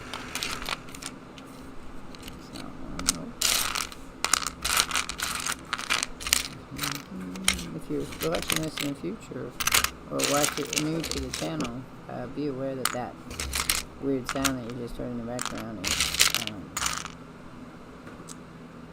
a mixer for paint.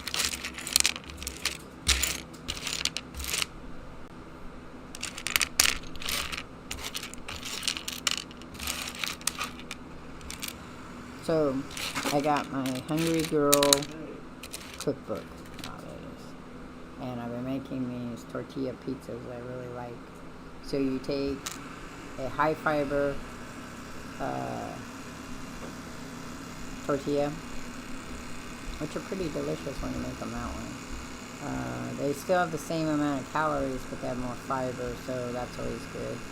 And then you bake them in the oven for about 5 minutes, and then you put your favorite pizza sauce on top of it. I make my own because pizza sauce you buy tends to be a bit too high on the calories. It's like spaghetti sauce because they put sugar in it.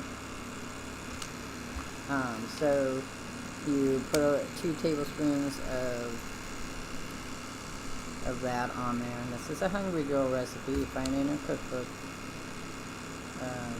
And then you put some mozzarella cheese, the sticks, but I buy mozzarella shredded. I'm willing to go for the higher calorie count because the shredded's easier to handle.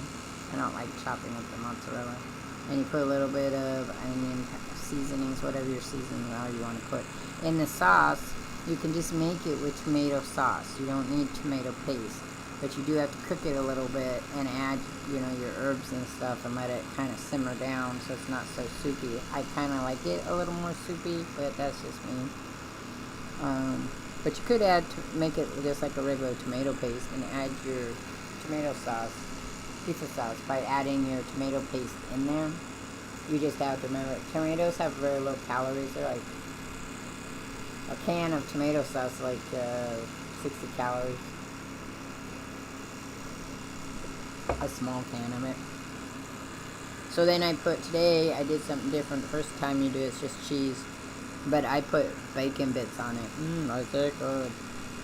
Yum, yum, yum. It's a can of bacon. 2 slices of a good cut of bacon is like 110 calories, if not more. There's some out there that are 90 calories, but they're really thin cuts, so I might as well eat my bacon bits, which are 1 tablespoon, the real bacon bits. I don't do the artificial ones because they're a little hard. But you could do the artificial ones and they're even less calories. I'm not saying anybody out there needs to be low on their calories. I'm just talking about what I talk about. I just talk about what I talk about.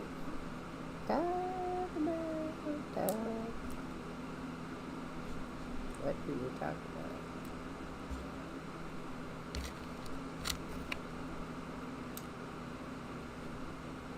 Same old, same old. That's what we talked about.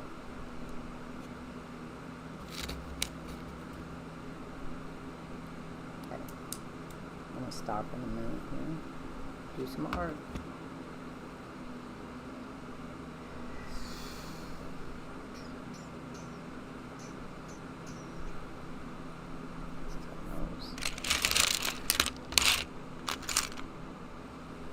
So, how the next week's looking like is Saturday. I'm going to stream in the afternoon. Right? I said that. So I'm going to work on making my new bird feeder that I want to, my recycled bird feeder. I finally got some glue sticks for it. Sunday, I'm going to dig into my closet and try to get my comic books in order so we can look at some more comic books the next while before I start moving the books and other things. And then Monday, it's the first Monday of July, so it'll be No Man's Sky. And then Tuesday, I'm going to Crater Lake with my kids if nobody's sick. Wednesday, I don't know what I'm doing Wednesday yet, so could be a throw-in stream on Wednesday. Thursday would be another comic book day, and whatever video game day I want. And then we're back to Friday again.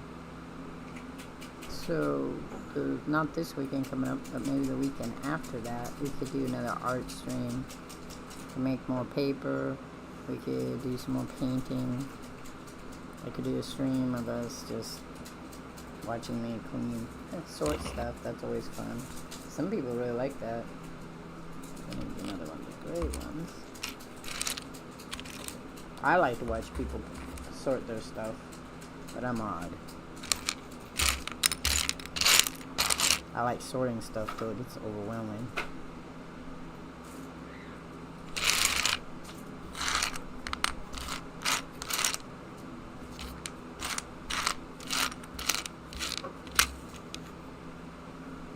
But next Friday will be the first. This Friday is the first Friday. But it's 4th of July, and I'm doing Fallout, but normally I would do another Final Fantasy, which I might do, but I have to rewrite my schedule for Fridays.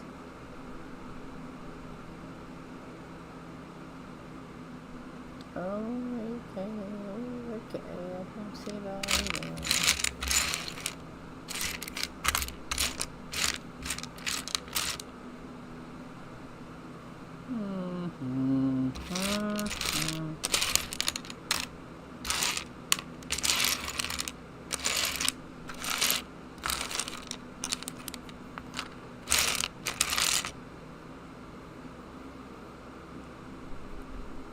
Oh, there it is. I found it. Okay, so these go. This goes like this. This goes on. I don't know how these go on now. There's nothing for them to hook onto. That's weird. Okay, am I missing something again? Yes. Oh, I am. Okay, so it was these two that I didn't put on. It's a good thing I re-looked at it.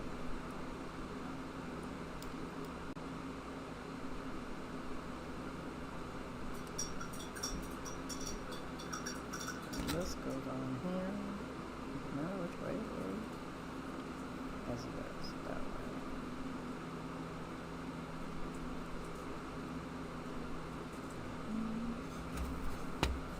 See?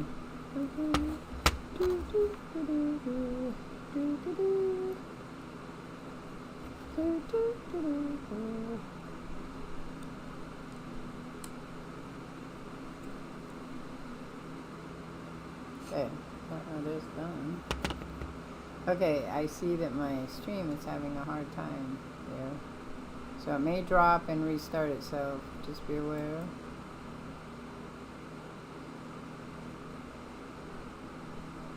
Alright, so the stream's having a hard time. I don't know why. Restream's having a hard time. Restreams are really far behind. The bitrate says it's fine, so I do not know if it's a twitchy thing or what, but it's having a hard time catching up. Alright, so let's see. 4 more minutes, I guess. Okay, so I'm going to stop here. This is where we're at with our camera.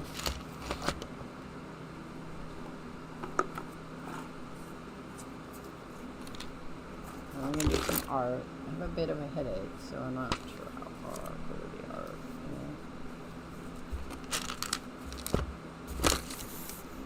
I wanted to show you a couple of things you could do if you were doing your own journal. I don't know that any of you are doing a journal on your own, but you could. So if you could, so one of the things you could do to color your stuff, besides crayons and colored pencils, ink pads.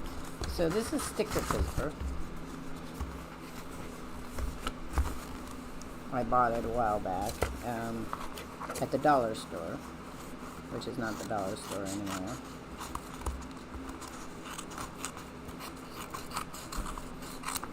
It came crinkled, so that was kind of like, well, that's not good. But, so, a couple of things we can do. So, when you're cutting out images or whatever, like I cut up a whole bunch of images that I put on my poster paper, remember? So you could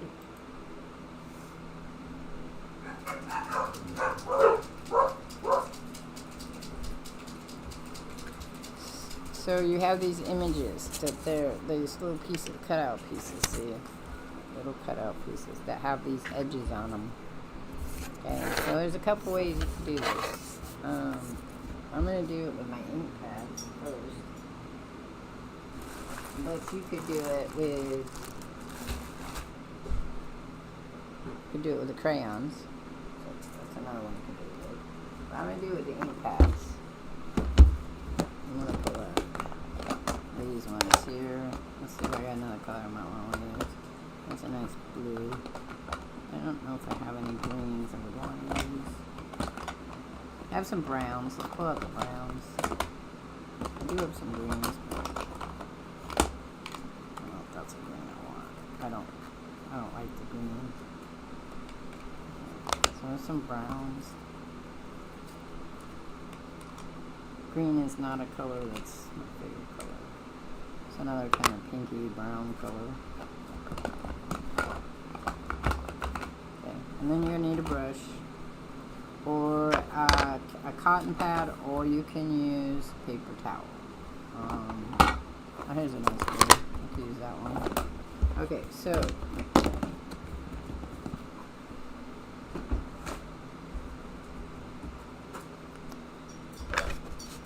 we're stuck. I see stuck. We're just stuck. I don't know what's going on. Stuck. Everything's stuck. All right, so we're gonna see. It doesn't really matter how you do it or what you do. So we'll put one right there. Let's do this color first.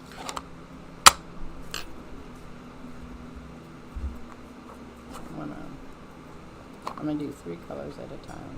My brush may not be really clean. Alright, so it might come out even weirder. And then you would do this.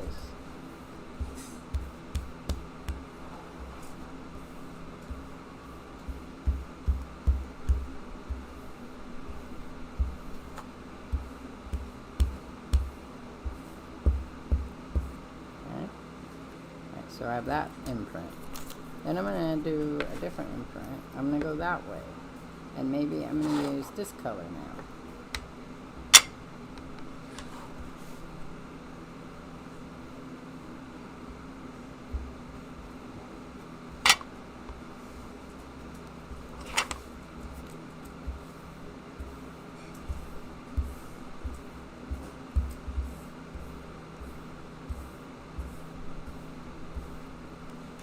That was there. So Now I'm going to use a different one.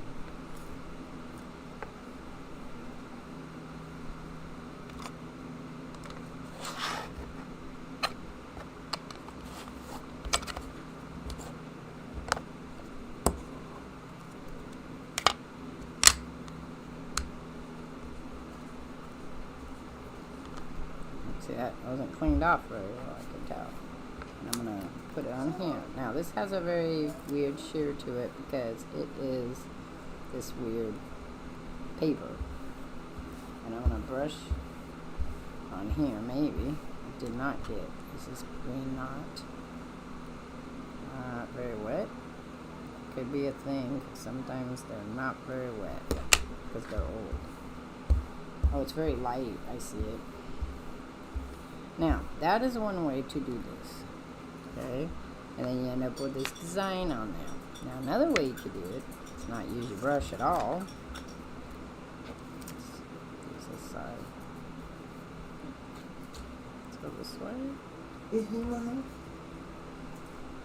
What did I want to tell her? You need Oh, yeah. Do you have a little bit of a fever? Should I give him some children's Tylenol if I can find it in the just bathroom? wait for a little bit. Have him go take a cool shower. A cool shower? Mm-hmm. See if it's just overheated. So you could do this. I'll come see him in just a minute. You could just use the ink pad directly on your thing. And now you have another design. See? So now I've got like 3 different designs on there. I could use another piece of paper with a totally different design on it.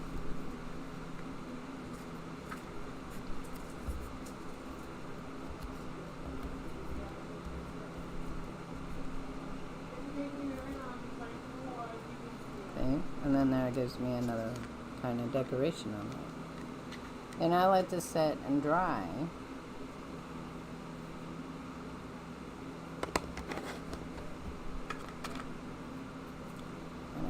Pin on it, and then you can just toss these out. You don't need to keep them. I was just using them for that. Maybe I want to try this one.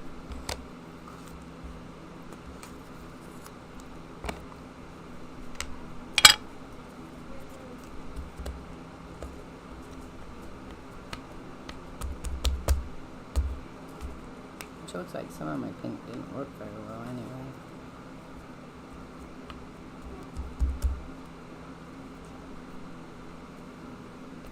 And you could be more uniformed in it. Like you could actually plan it out the way you want it to go.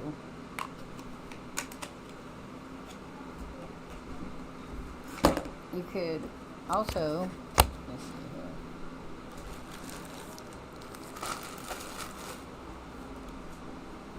You could buy yourself some stamps. I have stamps.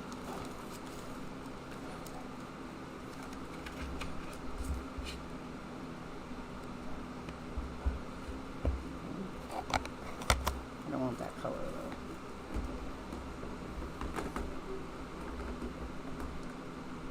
This color. That works. I don't use my stamps a lot, so.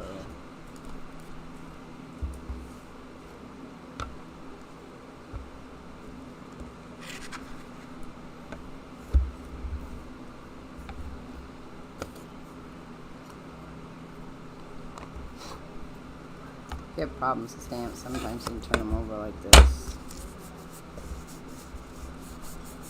Or stamp them that way to begin with. It's fine. And you lift it up. And so now I have this whole other thing.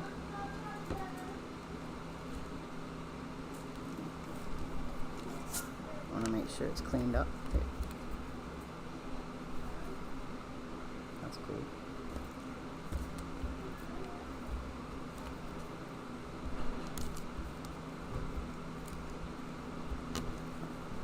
So I put it back. Not know where my other one on it. Might be in here. Yep, there it is. So So and then you could take scrap papers like this one. It's a nice size paper. You could take your stamps, best in 1 or 2 stamps. You don't have to, but stamps you like.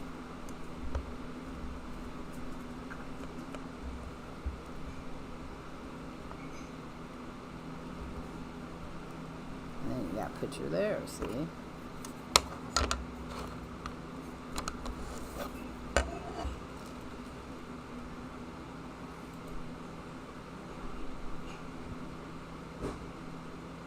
I don't know what's going on.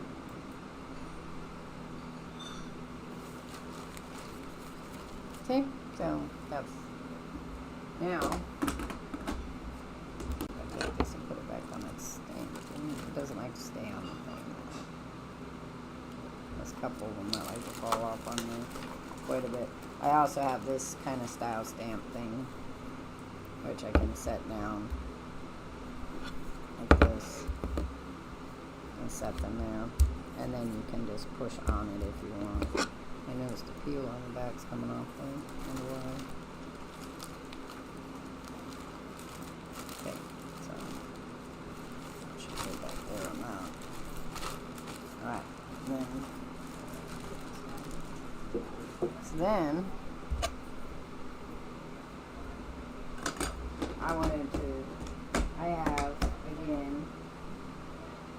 want to introduce another journal I have. So this is a journal I have that I made, and this has all of my, just this one was made in around 2020, and I have I put things in here that I like, that I've tried, and I thought, oh, that's cool, let's try another one. So this is my example of an altered book, which is what mine is. It's an altered book. I took the book and then and then one of my articles, it says here, is to go back through this book and explore ways of doing things. So some of the things you can do is like this. So this is a little journal card again, and I was thinking I might make something like this, and it's got pockets in here. See? And this particular design, I saw it on the paper out books. It says 11/28/20, and this just allows you to create another type of journal thing, like this, okay, and you glue this side to it. So I thought I might make that today and then put it in my book. And I wanted to do is, I have a bunch of comic books from when I was a teenager. Comics, cartoons from newspapers when I was young. I would cut these out because I thought they were so cute. And it was Bloom County. I don't know if anybody knows about them. This is Opus, and I just adored Opus. And so I liked some of the little cartoons, so I thought I kept them.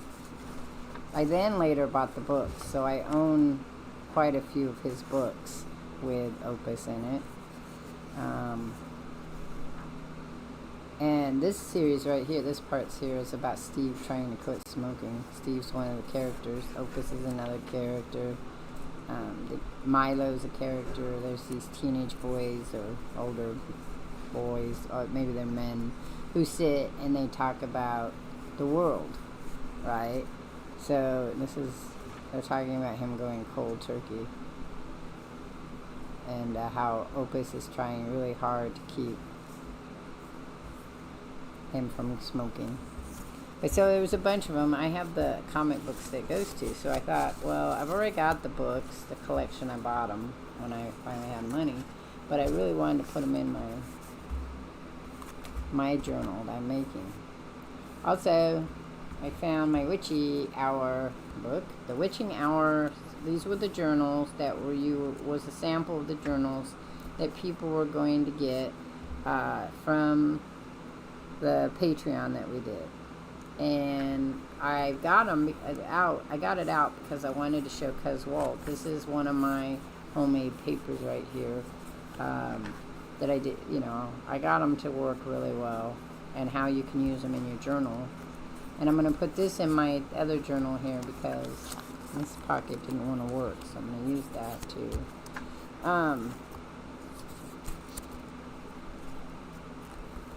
Because I liked it. Here was the good vibes spell. You know, here's little ideas, witchy things. And I like the journal. The journal's nice. It turned out really nice, and I was going to make more of them, and it just didn't end up being that way. So here's where I did paper, and then I put a napkin over it, and the napkin had these flowers in it. So, and then here's where I put this in. This is an envelope, so you can put things in it.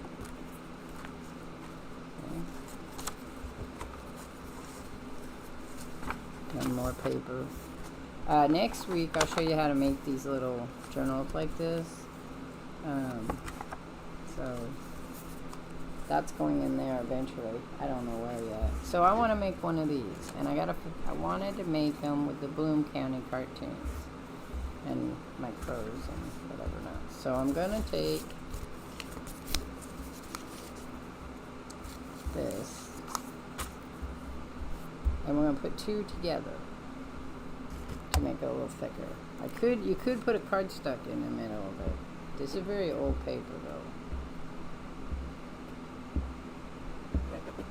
This is from the Sacramento Bee, I'm pretty sure.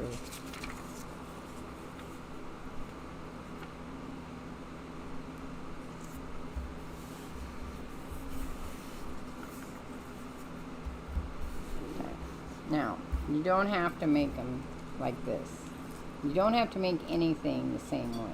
You just have to remember that when you fold these out like this, they're gonna, you need a way to fold them out, that's all. So what I'm gonna do is I'm gonna take my creativeness that I know I have. I'm gonna trim them down.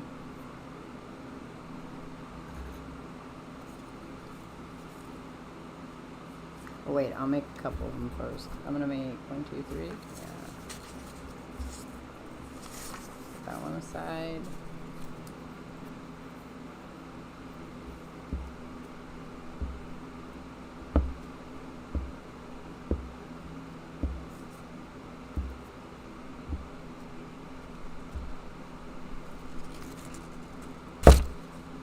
Sorry, that's quite loud.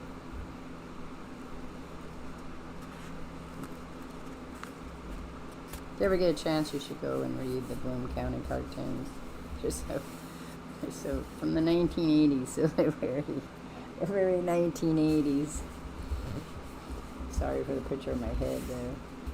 My neck hurts. Okay, so that's 1, 2. I'm gonna do another one.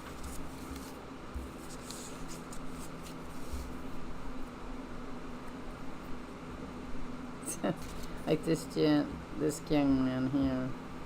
So it says, Joan Collins just dumped her husband of 9 months. So why aren't you screaming me awake with the news? Because that was one of the things he'd go and stand with these news that came out to his father. And it says, after 5 years of your dumb bulletins, now I can't sleep without my entertainment tonight fixed. I'm going back to bed. And he looks at Joan Collins there in the background and says, Dad, Lee Iacocca also just dumped his spouse of 9 months. Feel better? Yes, thanks, son. Say Lee and Joan would make it some hot couple, wouldn't they? So, I mean, okay. So now we're gonna trim these up to make them nice and neat. Or not. Maybe I'll leave them like that.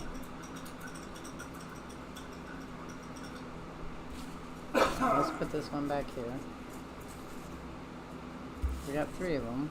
I do want to trim the top up there, but I want to leave the Bloom County thing up there so that we all know what it is.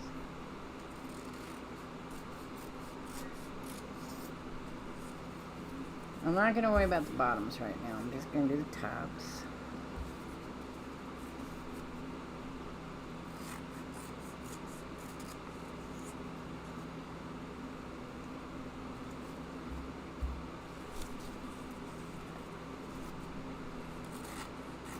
I'm not really worried about how crooked they are either.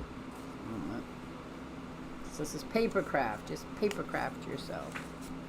Alright, so I need to connect them. Now these were cut out with a pattern, just so you know, but this is, I'm modifying it. So this was cut out with a paper, like this. This is, you know, it's playing a DVD.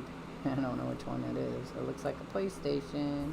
So you have this like this, right? So that's your front and your back. And probably it was folded over and taped, but I'm not positive. It was folded over right here, and that's where the pockets came from. So, but I'm just gonna make pockets on there.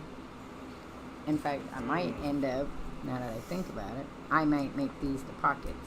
So we're gonna do a different thing then. I'm gonna put this aside for a minute, and we're gonna pull these ones out. And I'm gonna fold it.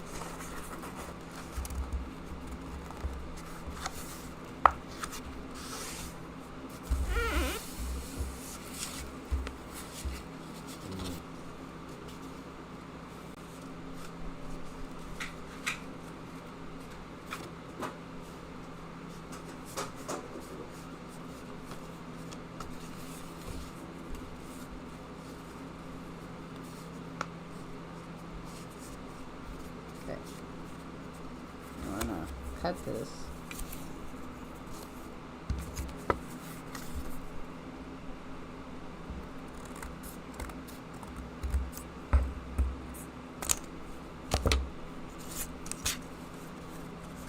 Okay.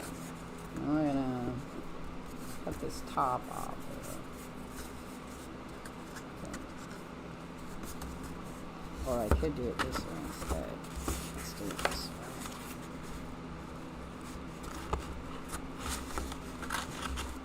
Do I want to do it that way, or do I want to leave them up? Maybe I'll leave it up, because then I'm going to put these on here. So we're going to...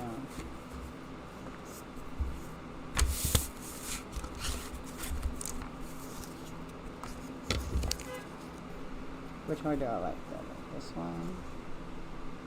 Or this one? Or probably this one. I think this one cracks more.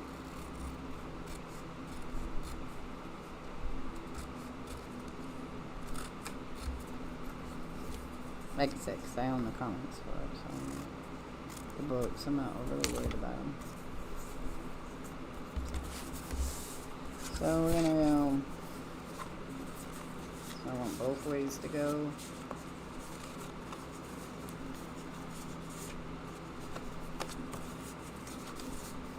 And I'm gonna glue these.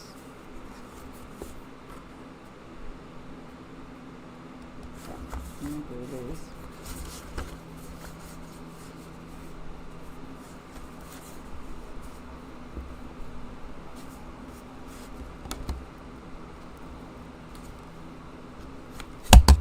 Oh, sorry.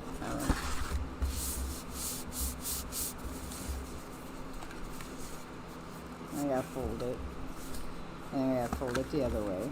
Cardstock doesn't usually make good pockets, but... Yeah. Then I'm gonna take this.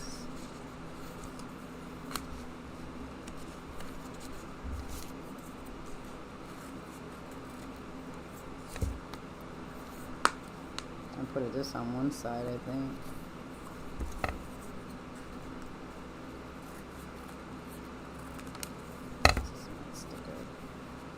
Okay, but I need to make my pocket first.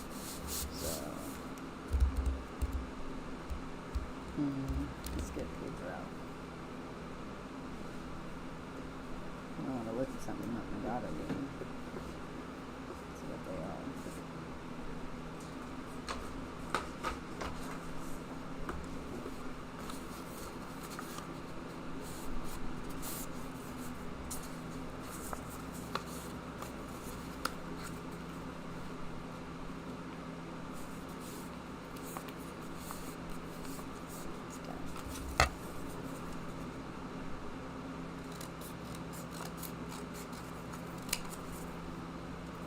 Paper craft.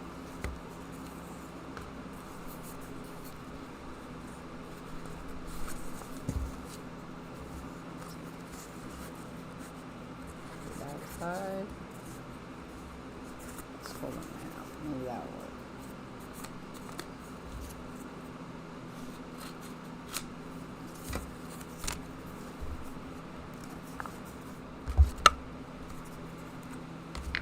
I think it's going to stay glued. That's fine.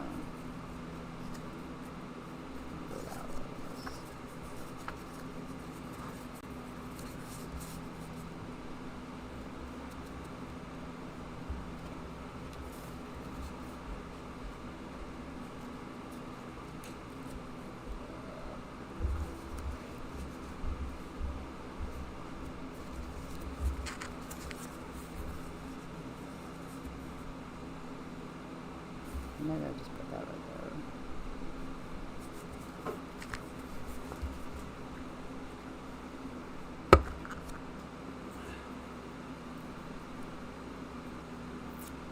Oh, mother. Mother. I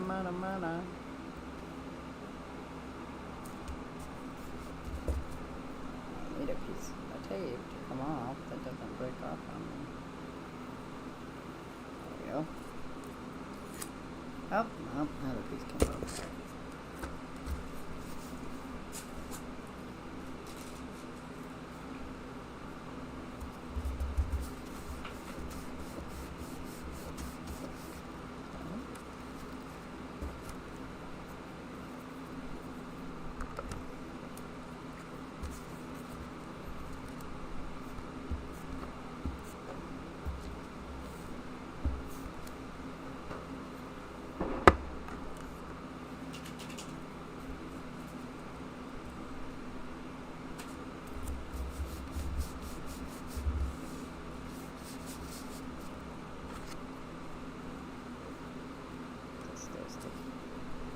Don't look like it, but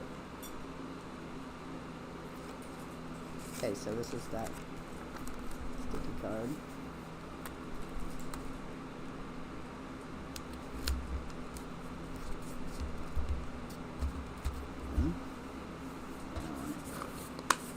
So this stuff here is really hard to recycle. It's got this slick back, so I usually use it for tape if I have a bunch of it, because you put your tape on it and then you can paint it or whatever you want to do with it. I'll make a pocket right here.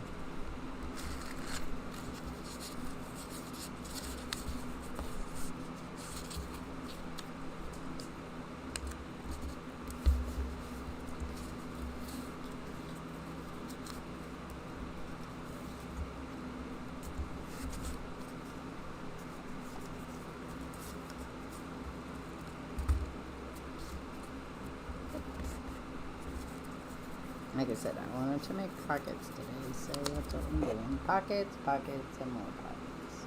And all of these can come back and be decorated, so it's always fun too.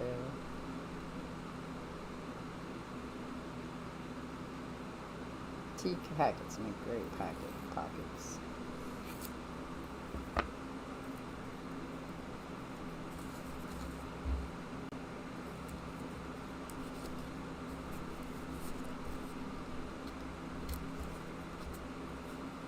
I'm always going to see this side. So it doesn't matter. This side is not going to be seen.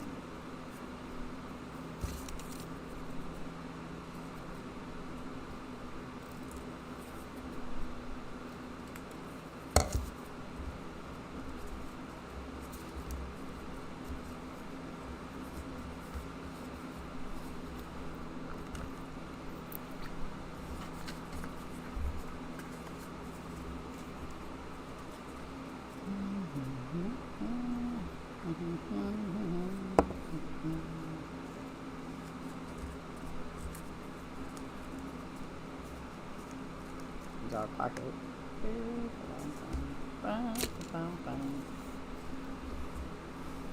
Now I'm using a lot of this glue, and sometimes it works well, sometimes I'll come back and have to redo it again.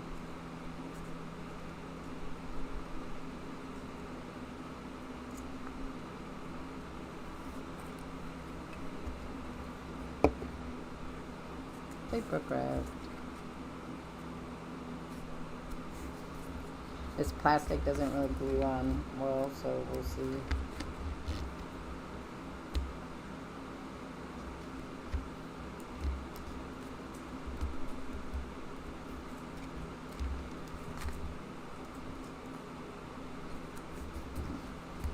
to hold on to it, see if it'll stay glued. This is not stay glued either, I noticed. I might need a heavier glue for this. We'll try it one more time. Let's try this, see if I can try this glue here. I glued it. Doesn't want to work well. Which is my favorite glue because it really sticks, but it's really hard to get it to get to that point of sticking. But here we are with the battles of glue again.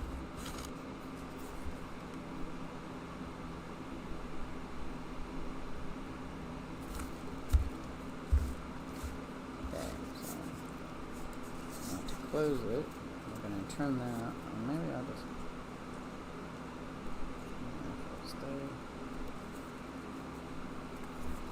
okay, so we have that one, right? We open it, we have this one. Now we gotta make one over here. I'll probably try and trim that up or not, I don't know. It's only for me, so what does it matter? Okay. So let's see, if I had a journal card,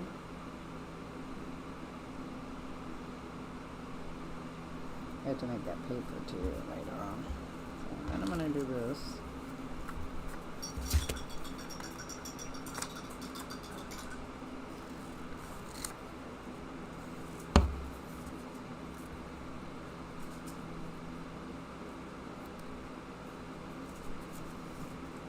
Oh, Steve. Oh, I promised I wouldn't.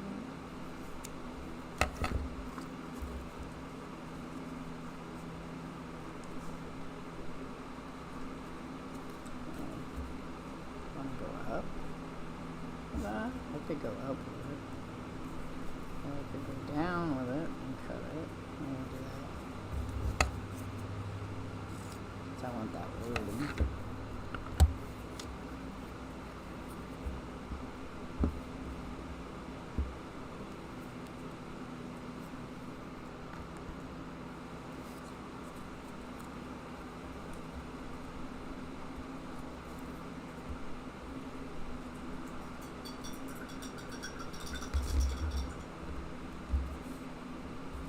Okay, so if I made a journal card, this is how it would go in.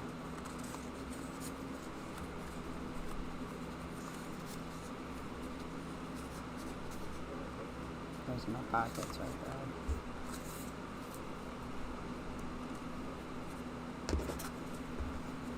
Right there's my pocket, see? I don't have one yet that I want to put in there, but... Okay, then we have that one. Looks like it's sticking pretty well on the one part. It's not sticking very well on the other part. It's alright. And then we'll make one on this side. And I might want to do this.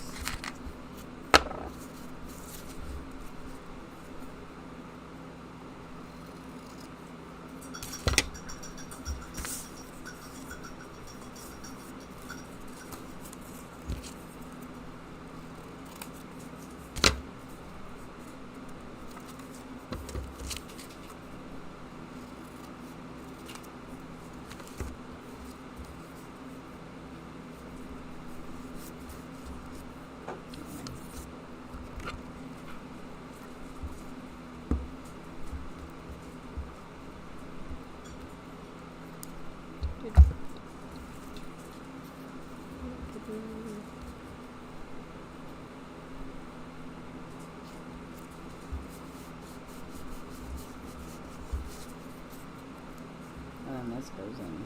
Well, when it glues up, let's wait. Come on, stick on there. It's not sticking all the way. It's not sticking all the way. Stick, sticks. You always come when it's not glued. Stick. Well, what's up with that?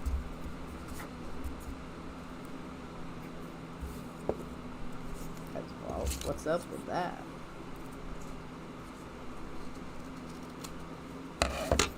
Stick that one here in my pocket, and the glue wanted to sit right. So it stopped bouncing up on me.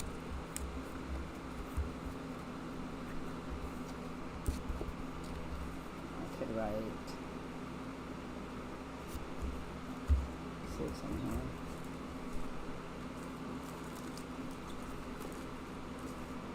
So I have these two my daughter got me.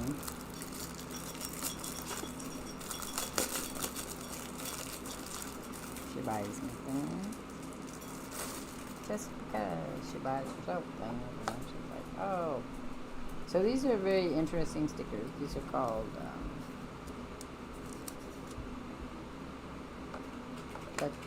they're a plastic picture. I don't know. They're not stickers per se. They're like a film, like a rub, I think. Maybe they're rub. Let's see. It doesn't say what they are, so I'm gonna see if it's a rub.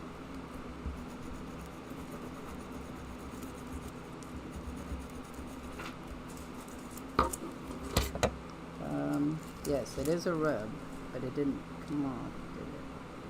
That's alright. And I don't think I can glue it on. Let's try it. These don't use a glue well.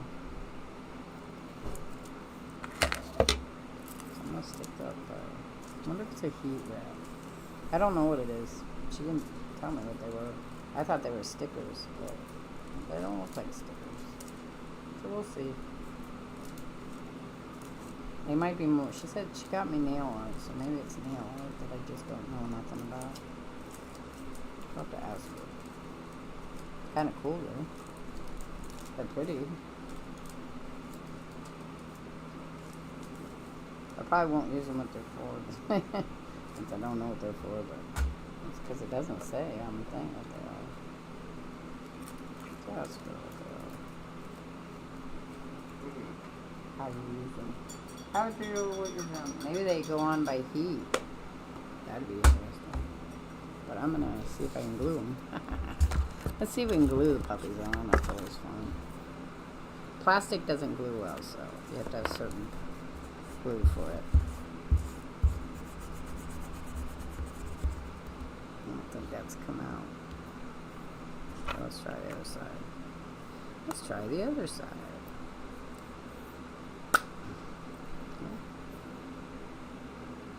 Yeah, that's better.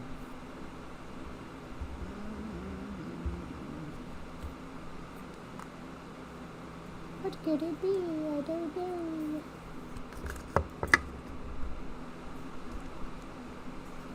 Here.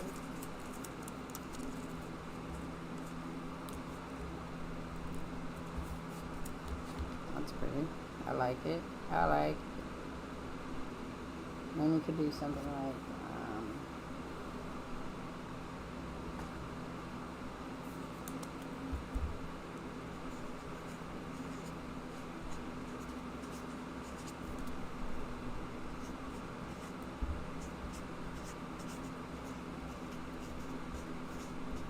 see?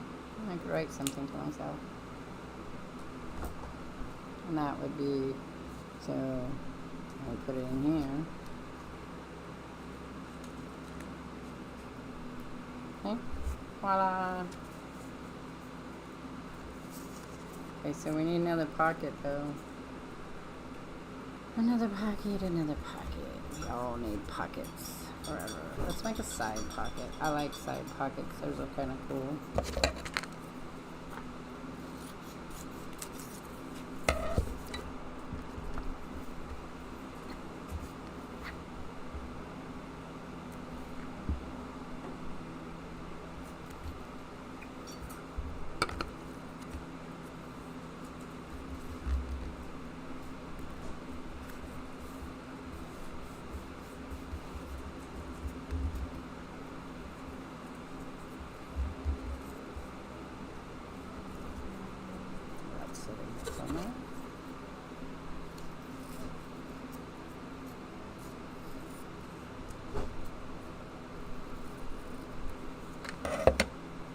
You'll be seeing these in one of my paintings pretty soon.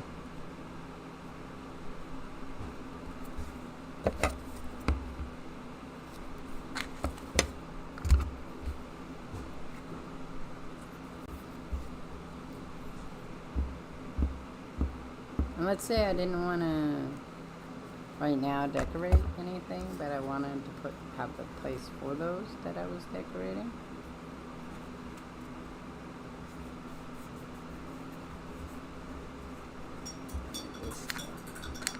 Not supposed. That's fine.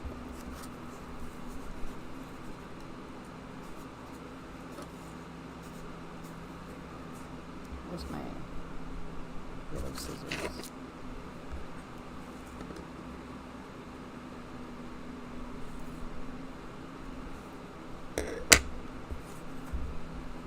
Won't matter which way that one goes. So I could just put my things in here like that I wanted to use later.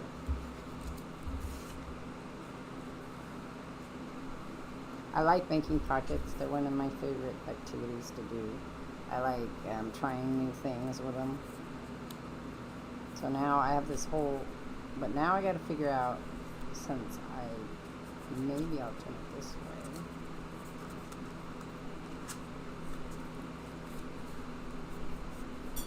See. Okay, so maybe I'll put it that way, and then I could glue this side. It's still not glued, but I could glue this side, or I could bracket it or something, and then I could open that, and that's what I would have. I would have these two, and then I could open this, and I'd have that one in there. So I could do that, or I could just put it in the book. It's out there. Pull this out. Oh, let's say we'll put it in this book. I could just put it in a book.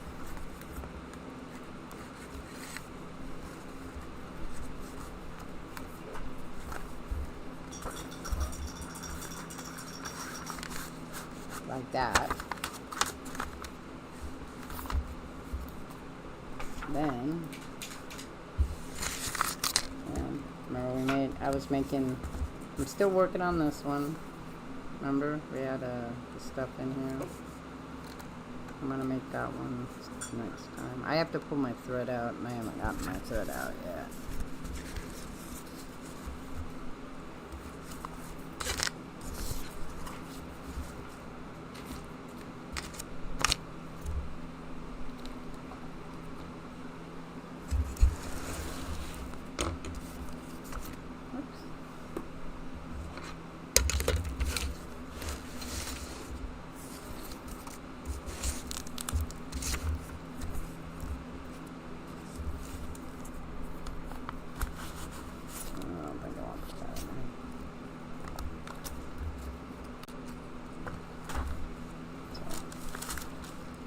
Put it in here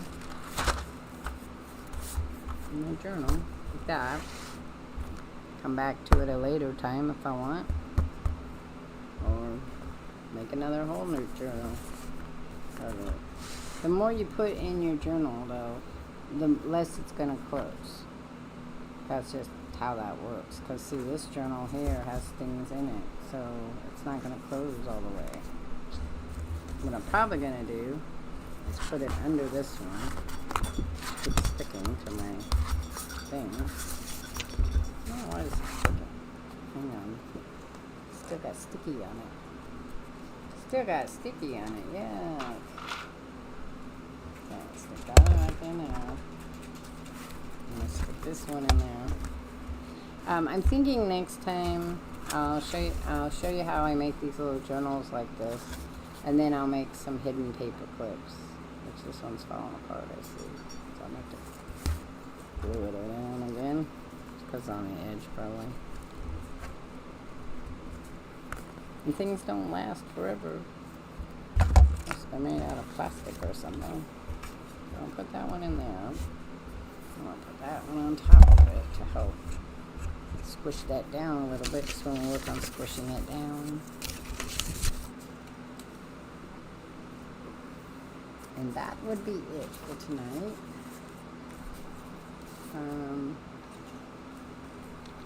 I'm on to next time. I'm going to try to remember. Not only do we want to make little journals, but we also want to finish decorating this one so we can add it to the book. So I got to remember that. and make journal cards out of these. So if I want to write on them, I can. So I gotta remember that. But I'm gonna play some Hidden City. Oh, I got this really cool sticker too. I gotta put on. I'll put that up there. Okay. I'm gonna put these on. So I wanna redo these somehow. I don't know what. All right. So I'm gonna play some Hidden City for. Yeah. For you guys to say goodbye to me.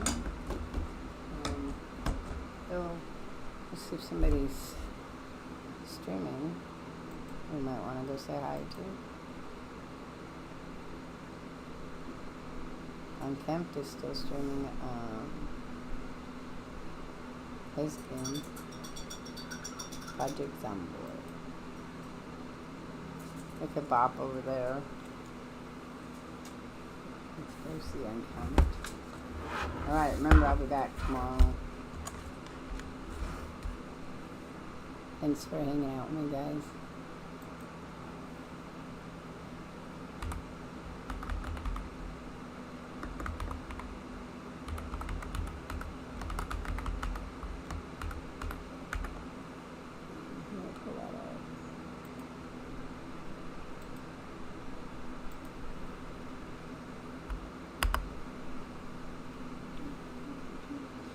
If I don't chat with you tomorrow, have a happy 4th of July.